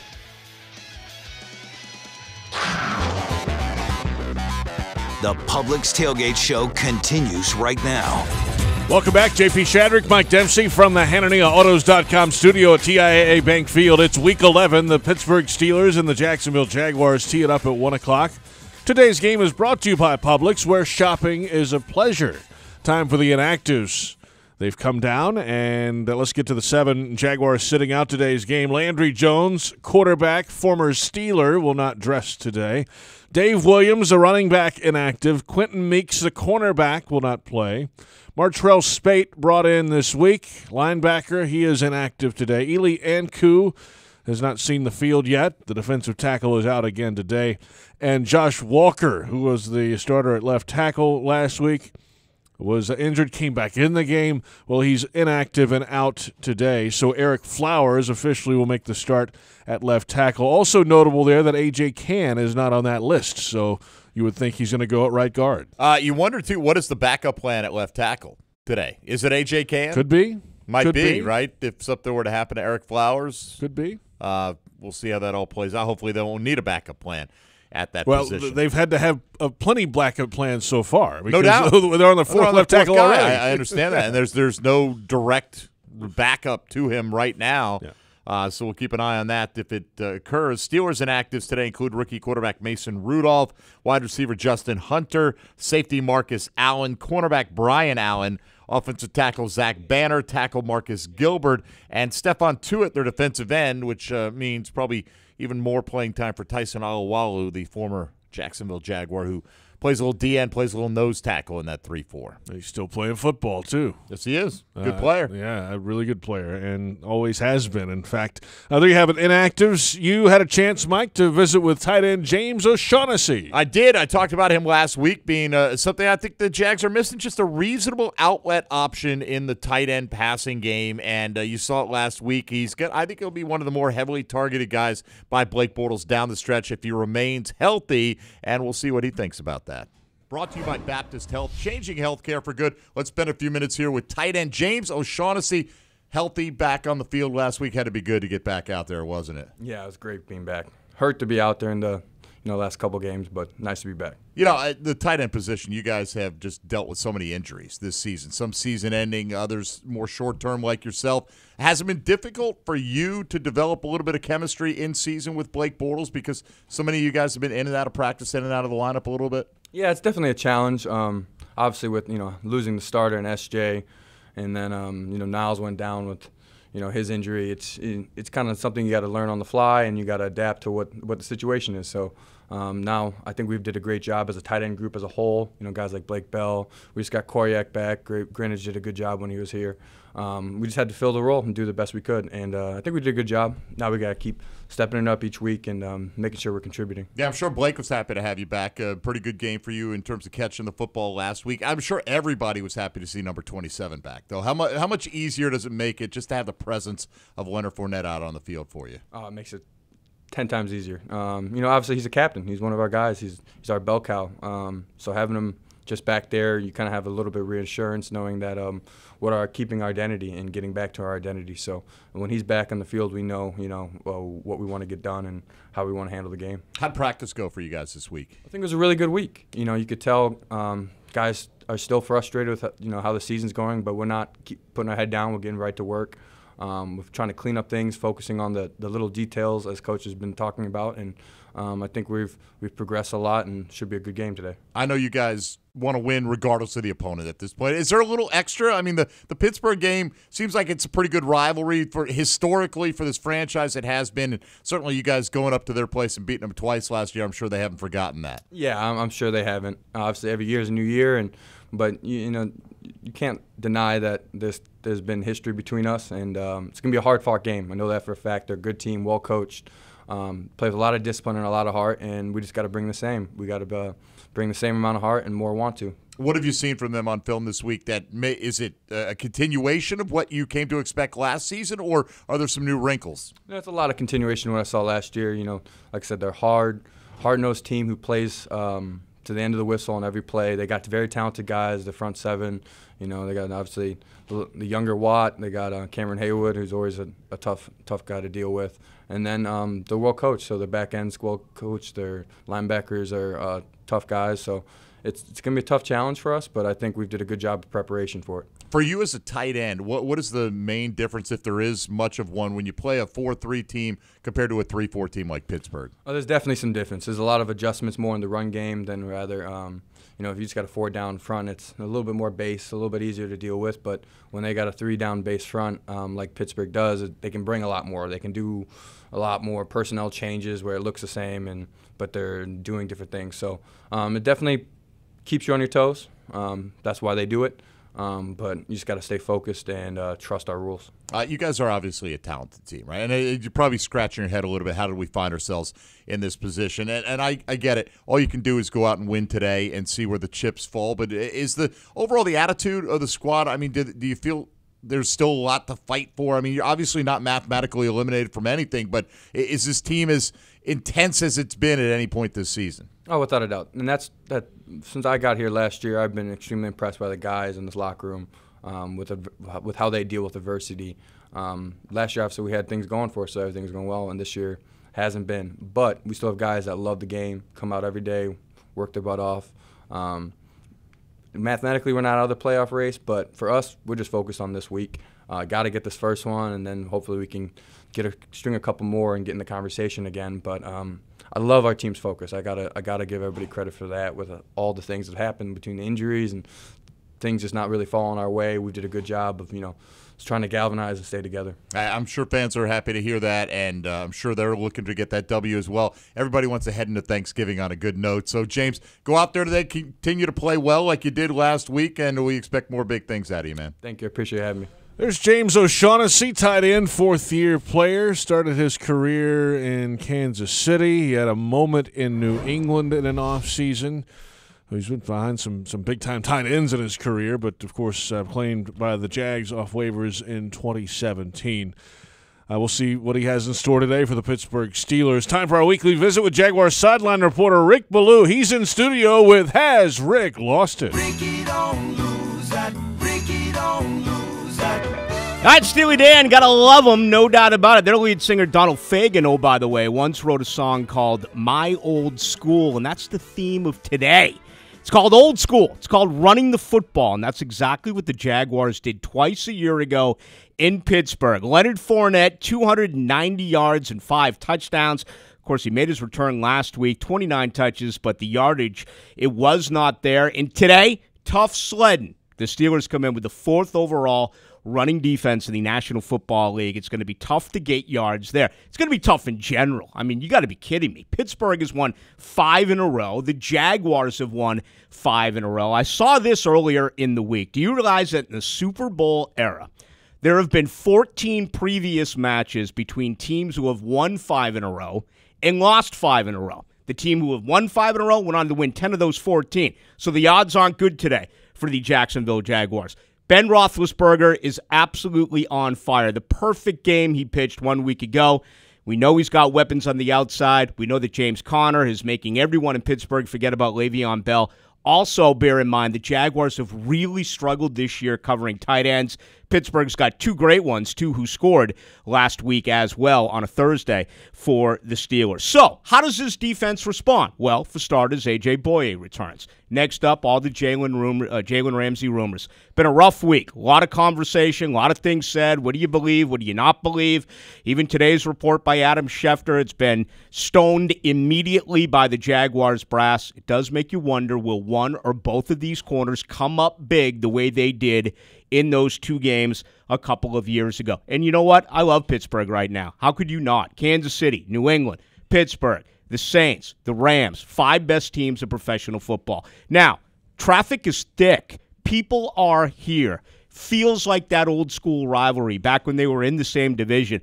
I remember being on the Coughlin flight on 97 in 1997 and 1998, flying in, landing in Pittsburgh. We had workers there on the tarmac waving the terrible towel, throwing snowballs at the Jaguars plane. That's the way that rivalry once was. And, guys, it feels a little bit like that today, despite the fact that the Jaguars have lost 5 in a row. Twice last year, the Jags were underdogs, and they won in Pittsburgh. Both times I picked the Steelers to win. They say things happen in threes. Picking Pittsburgh to win again today, 24-17 over Jacksonville. All right, there you have it. Rick Ballou with Has Rick Lost It? Well, the whole lyric, though, is I'm never going back to my old school. Unfortunately, we don't need that to happen. I stole it, though, and just went with my old school. That's okay. Right. That's when Donald Fagen talks about California falling into the sea. Great tune. I knew you'd know it. Oh, yeah. Mike, you know it. I got the greatest hits in my car right now. Sure. I do. Great stuff. It is. They do need to get that oomph back, that punch somehow as a team, just a collective unit here. As bad as it is, and I always end up thinking this way: you win today, you go to Buffalo, you think you're a better team, and you have Indy, a team they should have beaten a week ago. It's crazy how this whole thing works out. I am picking Pittsburgh, but as I said a moment ago, I picked Pittsburgh twice last year. Yeah. Jags won both those games. Okay. Well, there you have it. Let's see if it works again for you. Hopefully it does. Rick, enjoy the weather today. It's going to be beautiful. Yeah. 75 degrees is going to be awesome. Thanks, guys. Rick Ballou on the sidelines with us here on Jaguars Radio. We're back in a moment on the Publix Tailgate Show. A visit with the Ozone. Jaguars.com senior writer John Oehser joins us live in studio. Jeff Lageman and Tony Baselli are back as well for some final thoughts. Network coverage starts at noon with Countdown to Kickoff. We're a little over an hour away from Week 11. The Steelers and the Jaguars. Today's game brought to you by Publix, where shopping is a pleasure. And from TIAA Bank Field in Jacksonville. This is Jaguars Radio.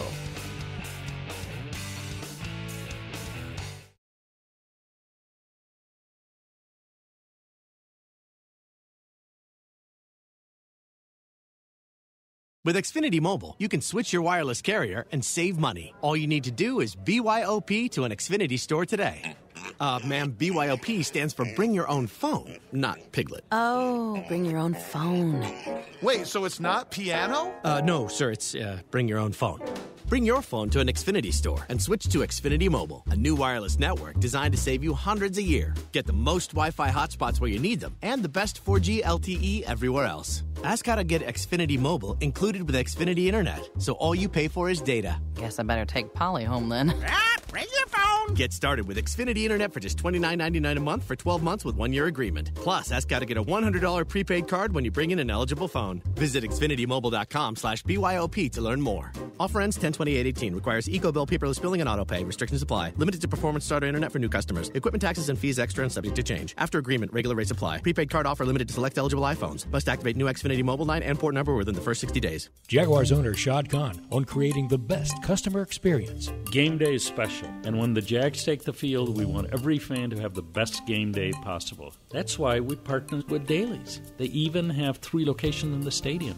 They know what makes for a great customer experience. From the kickoff kit program to the way they treat our fans at the game, it's like they say, it's nicer here. I can't think of a better game day partner. I also happen to like their coffee. To experience what Shad is talking about, visit a Dailies at TIAA Bank Field or any of our 29 Jacksonville locations. Register today at smartpharmacy.com/fly-away-sweepstakes. And you and a guest could be off on a Texas adventure, courtesy of Smart Pharmacy.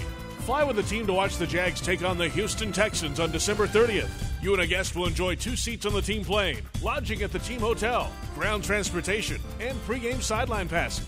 For a chance to win this exclusive Smart Pharmacy experience, visit smartpharmacy.com/fly-away-sweepstakes for complete details.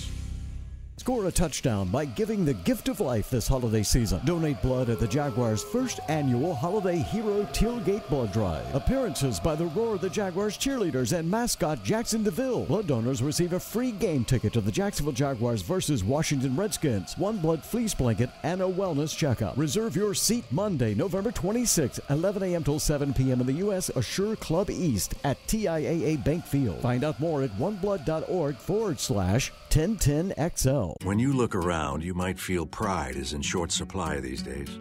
Everything's being disrupted. But Ford has been around for 115 years, and we know the only constant is change. So, disruption? Yeah, it's what we do every day. You see, we still take pride in what we build and how we build. We even take pride in taking pride. And the world could use more of that right now. Because if you don't believe in what you're doing, why do it at all? Build Ford proud.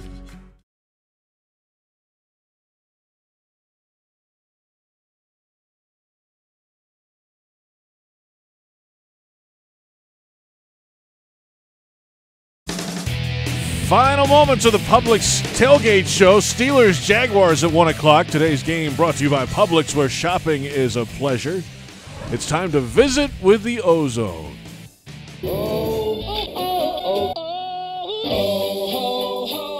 The Ozone. Jaguars.com senior writer John Oehser joins us. Jeff Lageman and Tony Vaselli are also here. Hi, John. We are here. I'll have to defer to Tony today. Tony's got him winning 72-10. 72. So no, what was my pick? My pick was you locked it in. I can tell you that. I locked in the victory. It was many for the Jaguars to few for the Steelers. It was 28-21, I think, or 28-24. It was something Jags. 28-24 Jaguars. I think you predicted a shutout. 28-0 not. The Jaguars will win. I locked it in on Monday. I know we were here. I listened to it. I wish yes. I could. Well, I mean, you don't have confidence. That's correct. I mean, you're not a real Jag fan. Well, no. I mean, obviously, you're turncoat. Not turncoat. Just trying to be objective. Well, let's start with all the Jalen Ramsey stuff today. Adam Schefter, they could likely consider trading him. The Jags come right out with a response. Okay, They're not going to trade him. What JP, do you think, okay. Tony? Read the Ozone segment. I know, okay. but just say Schefter's quote again. What did he say? Schefter, whatever his name is. They likely could possibly trade him. Well, I mean, did you hear that? It's like I can say that about every team. Pretty strong statement. Yeah. And the story also quoted executives from around the league believing that it was a strong possibility. So, Jaguars say there's no truth to the rumor, so you can't do it to the offseason anyway. So, I wouldn't think it would happen. But what's that? I wouldn't lose any sleep if you're a Jaguar fan over that. Wouldn't lose sleep, but this offseason, who knows what's going to happen? How does he respond today? Just in general to the week and everything that happened. Well, I think he'll play better. You've got to think the focus is up. You've got to think there won't be a play where he's playing man, everybody else is playing zone. You've got to think that concentration level has to be there. I would think. I'll ask the first-round band of renown. Well, I think it's going to be interesting because I think Jalen will play well. Mm-hmm. He was my pick of MVP this week. However, with that said, let's not forget Ben Roethlisberger is one of the guys he went after in GQ, and Jalen will be traveling with number 84, arguably one of the top 3 receivers in the NFL.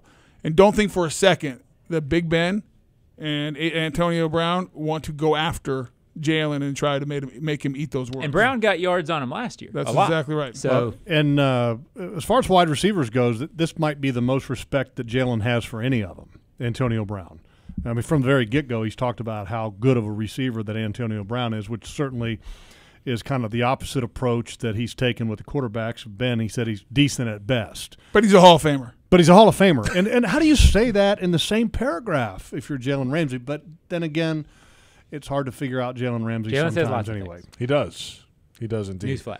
Offensive line. A.J. Cann's active. He was questionable for the game. He's at right guard. Flowers is going to start at left tackle. My question for you, Tony, is what is the option if Flowers somehow is not available at left tackle? Is Omame up? Yes. Yeah, Omame. That's the option. That's it right there. Patrick Omame is the backup left tackle in today's game. And here's the thing, remember. Wait, say that again. Just say it out loud. Patrick Omame, who they just acquired from the New York Giants, is the backup left tackle for today. And who's Eric Flowers, who they also acquired from the New York Giants. Yes. It's interesting. The Giants, who've won 2 games, have cut all these people, and we're picking them up, and we're counting on them. Eric Flowers couldn't finish the game last week. Nope. So what do you expect in this game? I don't know, right? I mean, he's got a knee issue that Doug talked about it as it kind of being something that's not going to just disappear, that this is going to be a lingering type of thing. Yeah, it's a tendonitis deal. It's not so it's going to bother him, period.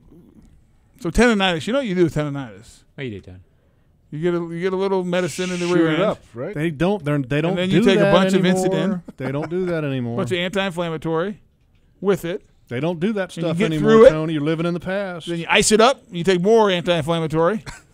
And you get a good night's sleep. Ice, yes. And then you go back. You know what you do all week? You take more anti-inflammatory. And then that next Saturday, Sunday, you take another little medicine in the rear end and you go play. Yeah, that's what you do with tendonitis. Medicine in the rear end's not allowed anymore. Well, you know what? Get his prescription. Go to your doctor and get one. That's what I would do.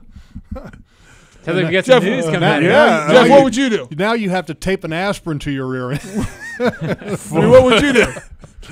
What would you do if you had tendonitis? I don't know. I'd try to find every legal way to take an anti-inflammatory that I could. I'd sit it out. I would sit it out. Not tough enough at all. No, not. Oh, boy. But that's what you do. No, I mean, back in the day, there was not even a question of what you did. Breaking news: Tony back in the day, Baselli, we former would call Jaguars, sucking it up was getting in line to get a And taking- anti-inflammatory shot before the game. What was it But called? if he gets through it, what can Eric Flowers give him? Left tackle, Tony Baselli, future Hall of Famer. Eric Flowers is a below-average left tackle based on what we've seen of his career. That's why they spent the most money I think any team's ever spent on a left tackle or close to it to bring in a above-average left tackle, and they sold her and tried to move him to right. He couldn't do right, and they cut him. But let's be honest. So that, here. I mean, I'm just telling you, he is Bud Dupree. If you leave him one-on-one with Bud Dupree the whole day, Bud Dupree will get on the edge and will hit Blake Bortles.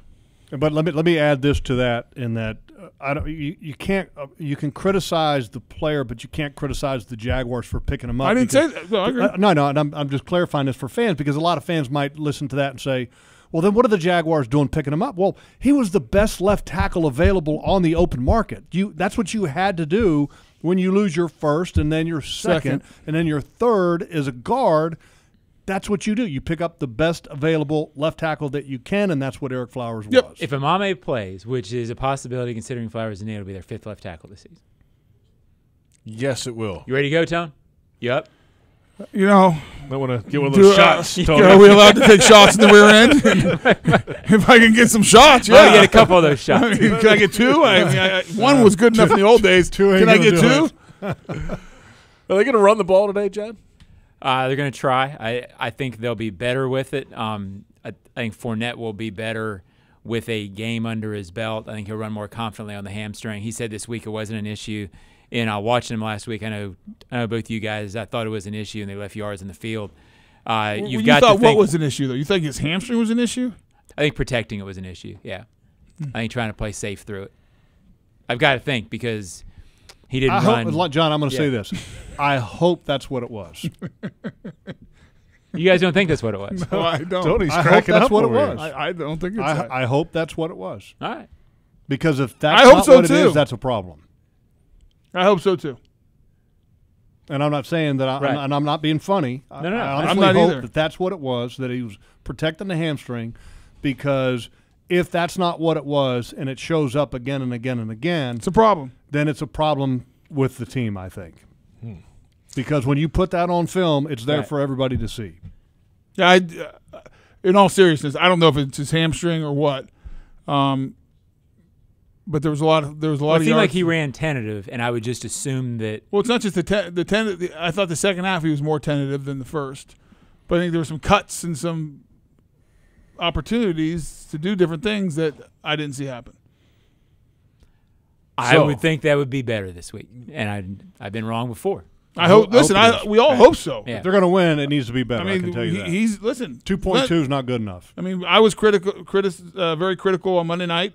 Pete Prisco was on this show, on the Monday night show. Jeff was critical on Thursday night about the 2.2 and how he carried the ball. It's not because we dislike Leonard Fournette. Sure. I mean, I am rooting. I am a Leonard Fournette. Give me a Leonard Fournette jersey today. I mean, I want him to play well. Probably wouldn't fit. No, but he has to, because he has to play well for this team to win. And so it's not. I mean, some people talk. I think sometimes people hear us talk about it that we're criticizing, whether we like or dislike a player. It has nothing to do with it. It's just based on what we see on the tape. This is what we saw. Mm-hmm. And if it doesn't get better, it's a concern, and it's going to be hard to win football games if it does not get better. I thought you were wearing Jalen Ramsey's jersey today. Well, he's my MVP. Okay. It's a lot of jerseys to wear. Going to rotate them as the game goes on? I might put a Eric Flowers jersey on. Well, right. Get a shot before you do all that, though. A couple shots. A couple cortisone shots in you. All right, guys, have a great call today. Jeff Lageman, Tony Baselli. John, enjoy. I'll do whatever it is I do. And hey, write well, John. That's right at a high level for Jaguars.com. I'll do my best. And we will read that later. Might not be later. good enough, though. It probably won't. John Ozier, Jaguars.com senior writer. Our analysts, Tony Baselli, Jeff Lageman, the Jaguars and the Steelers, right around the corner today.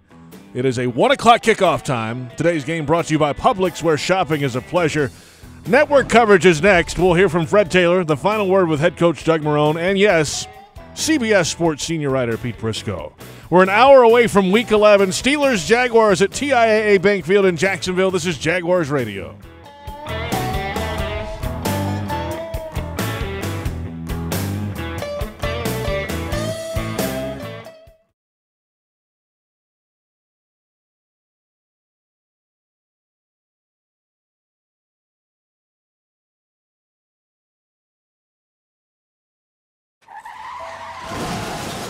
Every 51 minutes, someone dies in a drunk driving crash. If you think it can't happen to you or that your actions won't affect others, think again. I got behind the wheel drunk and caused a crash that took the lives of 2 young women. Before you drink, have a plan and know all your options. One bad decision can last forever. Take it from me, Eric, prison inmate P22679. This message brought to you by the Florida Department of Transportation. Jags fans, are you paying with pride wherever you go? Dining out